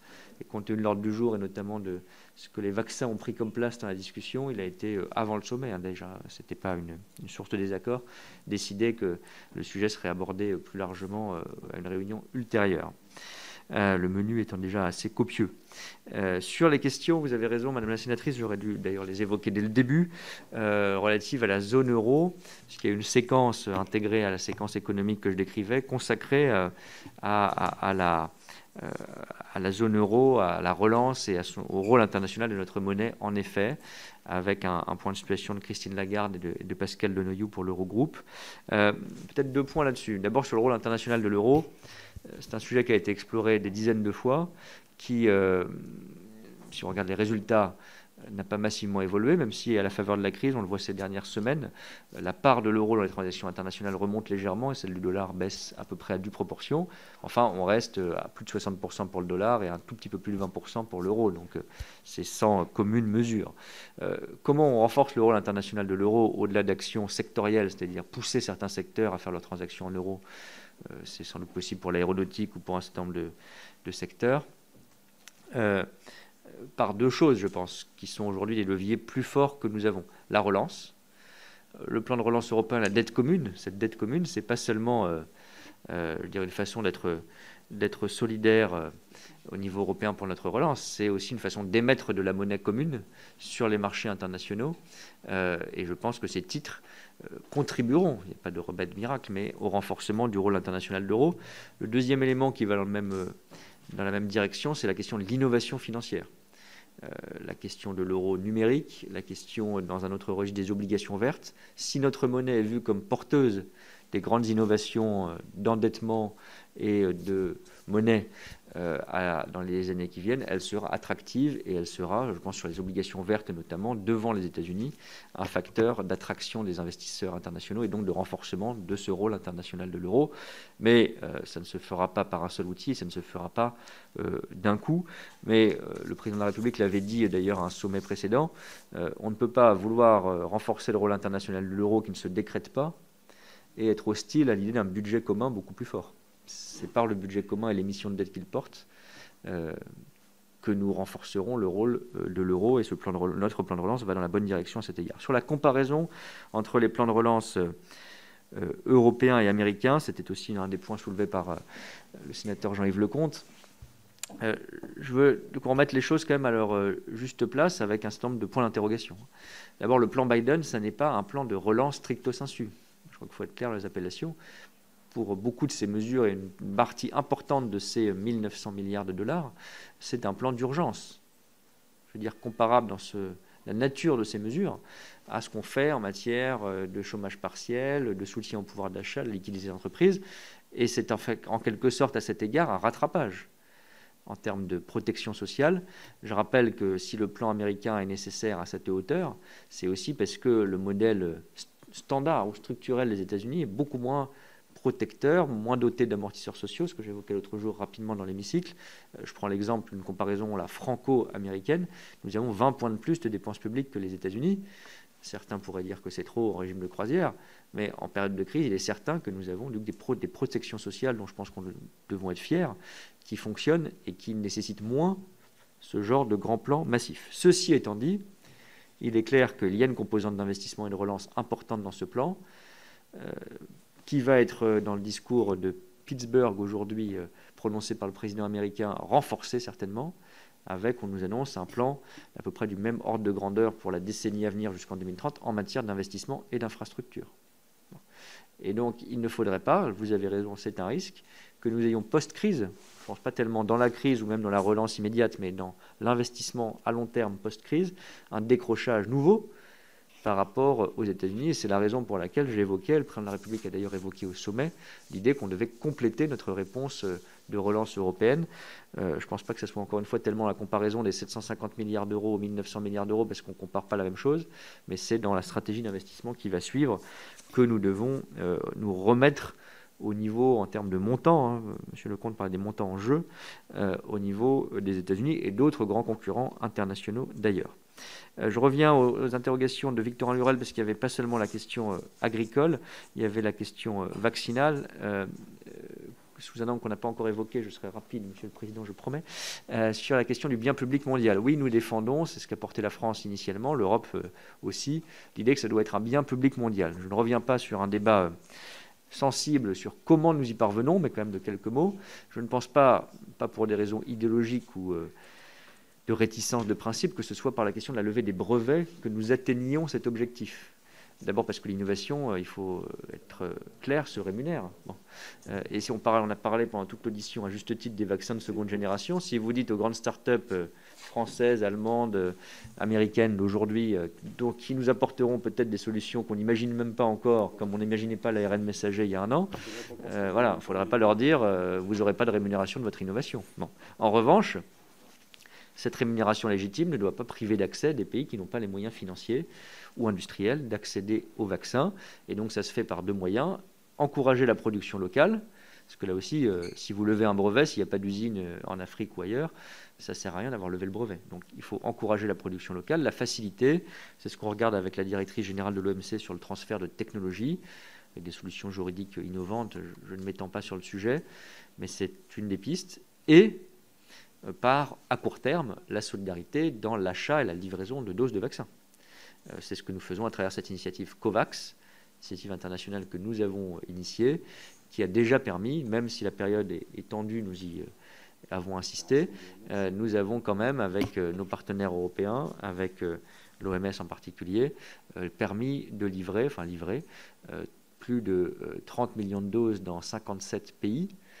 Et vous le savez, la priorité que le président de la République a portée, y compris au Conseil européen, c'est que nous vaccinions en Afrique en priorité les soignants, parce que c'est la clé du maintien de leur système de santé, déjà extrêmement fragile et tendu, pour ne pas qu'en cas de prolongation ou d'augmentation de l'épidémie en Afrique, le système craque. Et donc, c'est comme ça que je crois que nous honorons la promesse, progressivement, de faire du vaccin un bien public mondial par ce financement solidaire. Cet achat de doses, c'est aussi pour ça que l'Union européenne a commandé beaucoup plus de doses que nécessaire pour sa population.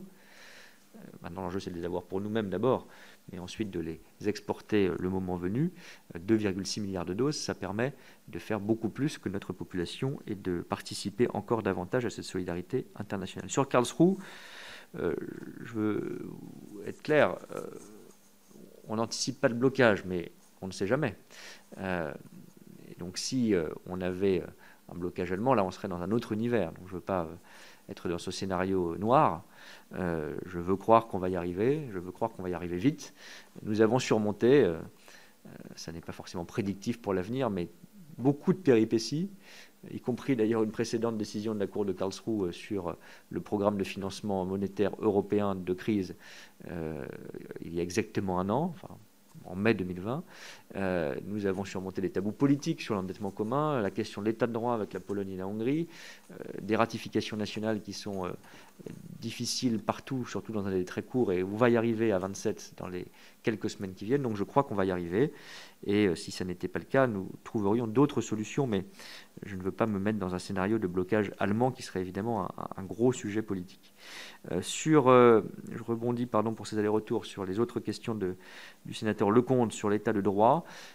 Oui, il y a des évolutions préoccupantes dans beaucoup de pays, dont certains que vous connaissez particulièrement bien. Je crois néanmoins, parce que je veux là aussi être optimiste, le sujet, en sens inverse, est devenu un vrai sujet de préoccupation et d'action européenne. Il y a 2-3 ans, franchement, qui s'intéressait à ce qui se passe en matière d'état de droit en Hongrie ou en Pologne ou ailleurs. Aujourd'hui, ça intéresse, on en a parlé régulièrement ici ou dans l'hémicycle. On a des mécanismes renforcés, même s'ils sont encore à mon goût insuffisants, mais c'est une vraie avancée d'avoir ce mécanisme de conditionnalité budgétaire. Vous avez vu que la Commission européenne, encore hier, parce que notre meilleur outil est juridique, ces valeurs sont inscrites dans nos traités. C'est de faire appel à la Cour de justice, qui de manière indépendante et objective décide. Elle l'a déjà fait sur la réforme de la Cour constitutionnelle polonaise. Et la Commission européenne a engagé une nouvelle procédure hier. Donc cette pression continue et je pense que c'est tout à fait légitime. Et nous continuerons par tous les canaux, la revue par les pairs de la question de l'état de droit, l'article 7, les recours juridiques en appui à la Commission en faveur de l'état de droit. Sur la question des migrations, je ne suis pas sûr d'avoir, pardon monsieur le sénateur, compris exactement votre point. J'ai relevé la question des laissez-passer consulaires. Si j'ai bien compris, vous disiez qu'il ne faut pas que notre politique à l'égard des pays concernés se résume à la question migratoire. Se résume à l'obtention des laissez-passer consulaires et à la volonté enfin voilà, à la crise, à la peur de l'appel d'air entre guillemets. Oui, d'accord. Et finalement, en fait, on constate que ça engendre, avec les difficultés pour obtenir des visas, les vexations, etc., une évolution progressive, un délitement finalement de la relation entre les pays du Sud et l'Union européenne, au profit en particulier de la relation avec la Turquie. Et c'est assez préoccupant de voir notre relation avec le Sud finalement totalement dominée par nos préoccupations. Non, je suis tout à fait d'accord. Il faut d'ailleurs ni résumer la relation avec notre voisinage méditerranéen ou l'Afrique à la question migratoire, ni à l'outil de l'aide au développement classique, si je puis dire. Il y a beaucoup de choses en termes d'investissement, d'éducation, de développement un peu modernisé. L'insistance, par exemple, sur le changement climatique, qui n'est pas un enjeu secondaire, mais absolument vital. De mobilité, c'est aussi important. Absolument, et d'investissements privés qui sont absolument cruciaux. C'est un peu l'objet, enfin c'est pas un peu, c'est l'objet du sommet Afrique-France sur la question de financement que le président tiendra dans les prochaines semaines. Nous réfléchissons d'ailleurs à, je ne sais pas si ce sera un sommet, un événement, on verra le format, mais à la limite c'est le fond qui prime, à un autre événement entre l'Afrique et l'Europe pour élargir notre agenda justement au-delà des questions de développement et de migration au cours de l'année 2022 pendant notre présidence de l'Union européenne. Et donc je crois qu'on partage et on témoigne d'ailleurs de cette volonté de ne pas résumer notre relation avec la Méditerranée. C'était aussi l'idée du forum 5+5 des deux rives à un agenda migratoire. Je pense qu'il faut à la fois être très clair sur le fait qu'il y a des sujets migratoires et d'ailleurs parfois être plus dur sur la question des visas ou des laissez-passer consulaires, en quelque sorte pour ne pas qu'elle surdétermine le reste de nos discussions et l'assumer, et en même temps élargir le spectre de notre vision et notre partenariat avec l'Afrique à des questions commerciales, d'investissement, de mobilité étudiante ou professionnelle en particulier. Donc je partage cette approche.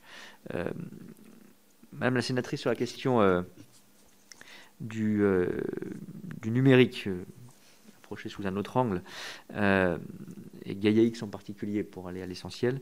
D'abord, je voulais dire, je ne l'ai pas rappelé tout à l'heure, mais que c'est une exigence que le commissaire Thierry Breton avait portée, que nous avons soutenue, c'est que dans tous les plans de relance nationaux qui vont être soumis à la validation collective ultime dans les prochaines semaines et financés par ce plan de relance européen, il y a 20% de dépenses consacrées à la transition numérique. C'est aussi une façon, ça dépend des pays et des priorités, ça peut être accéléré le déploiement des infrastructures type 5G, etc. Ça peut, ça doit être aussi avoir des projets communs que nous portons notamment en franco-allemand, type Gaia-X, type relocalisation des données en développant en mauvais français les data centers.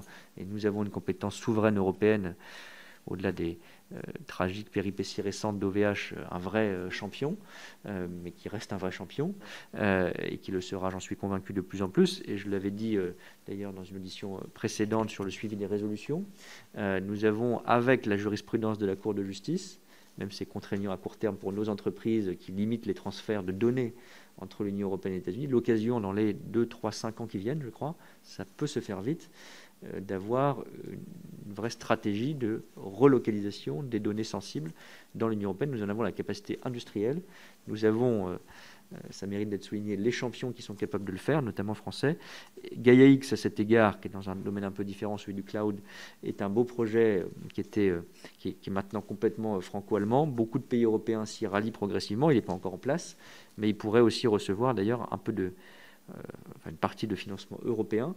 Et j'ajoute un outil qui permettra pour Gaia-X ou pour d'autres projets numériques type stockage des données, ou peut-être de l'innovation environnementale d'ailleurs à l'avenir en matière numérique, de financer des projets communs, qui a montré son utilité dans le domaine des batteries électriques et demain dans l'hydrogène. Ce sont ce qu'on appelle les IPCEI, les IPCEI, qui est un cadre juridique européen très utile, qui en gros permet, on parlait avec Madame Morin de CI de politique industrielle, de, si je puis dire, se détacher des règles de concurrence dans toute leur rigueur, notamment en matière d'aide d'État, parce que quand vous avez un IPCEI et plusieurs industriels et pays qui sont ensemble, vous pouvez avoir du financement public sans contrainte, et vous avez d'ailleurs à chaque fois un soutien du budget européen en complément. C'est ce qu'on fait sur les usines de batterie, c'est ce qu'on pourrait faire à l'avenir sur différents aspects de notre souveraineté numérique, notamment sur le cloud.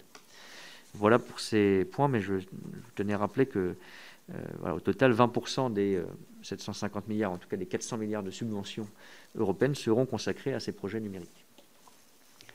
Voilà, pour essayer d'être, Monsieur le Président, le plus complet possible. En ayant été long, j'en suis désolé.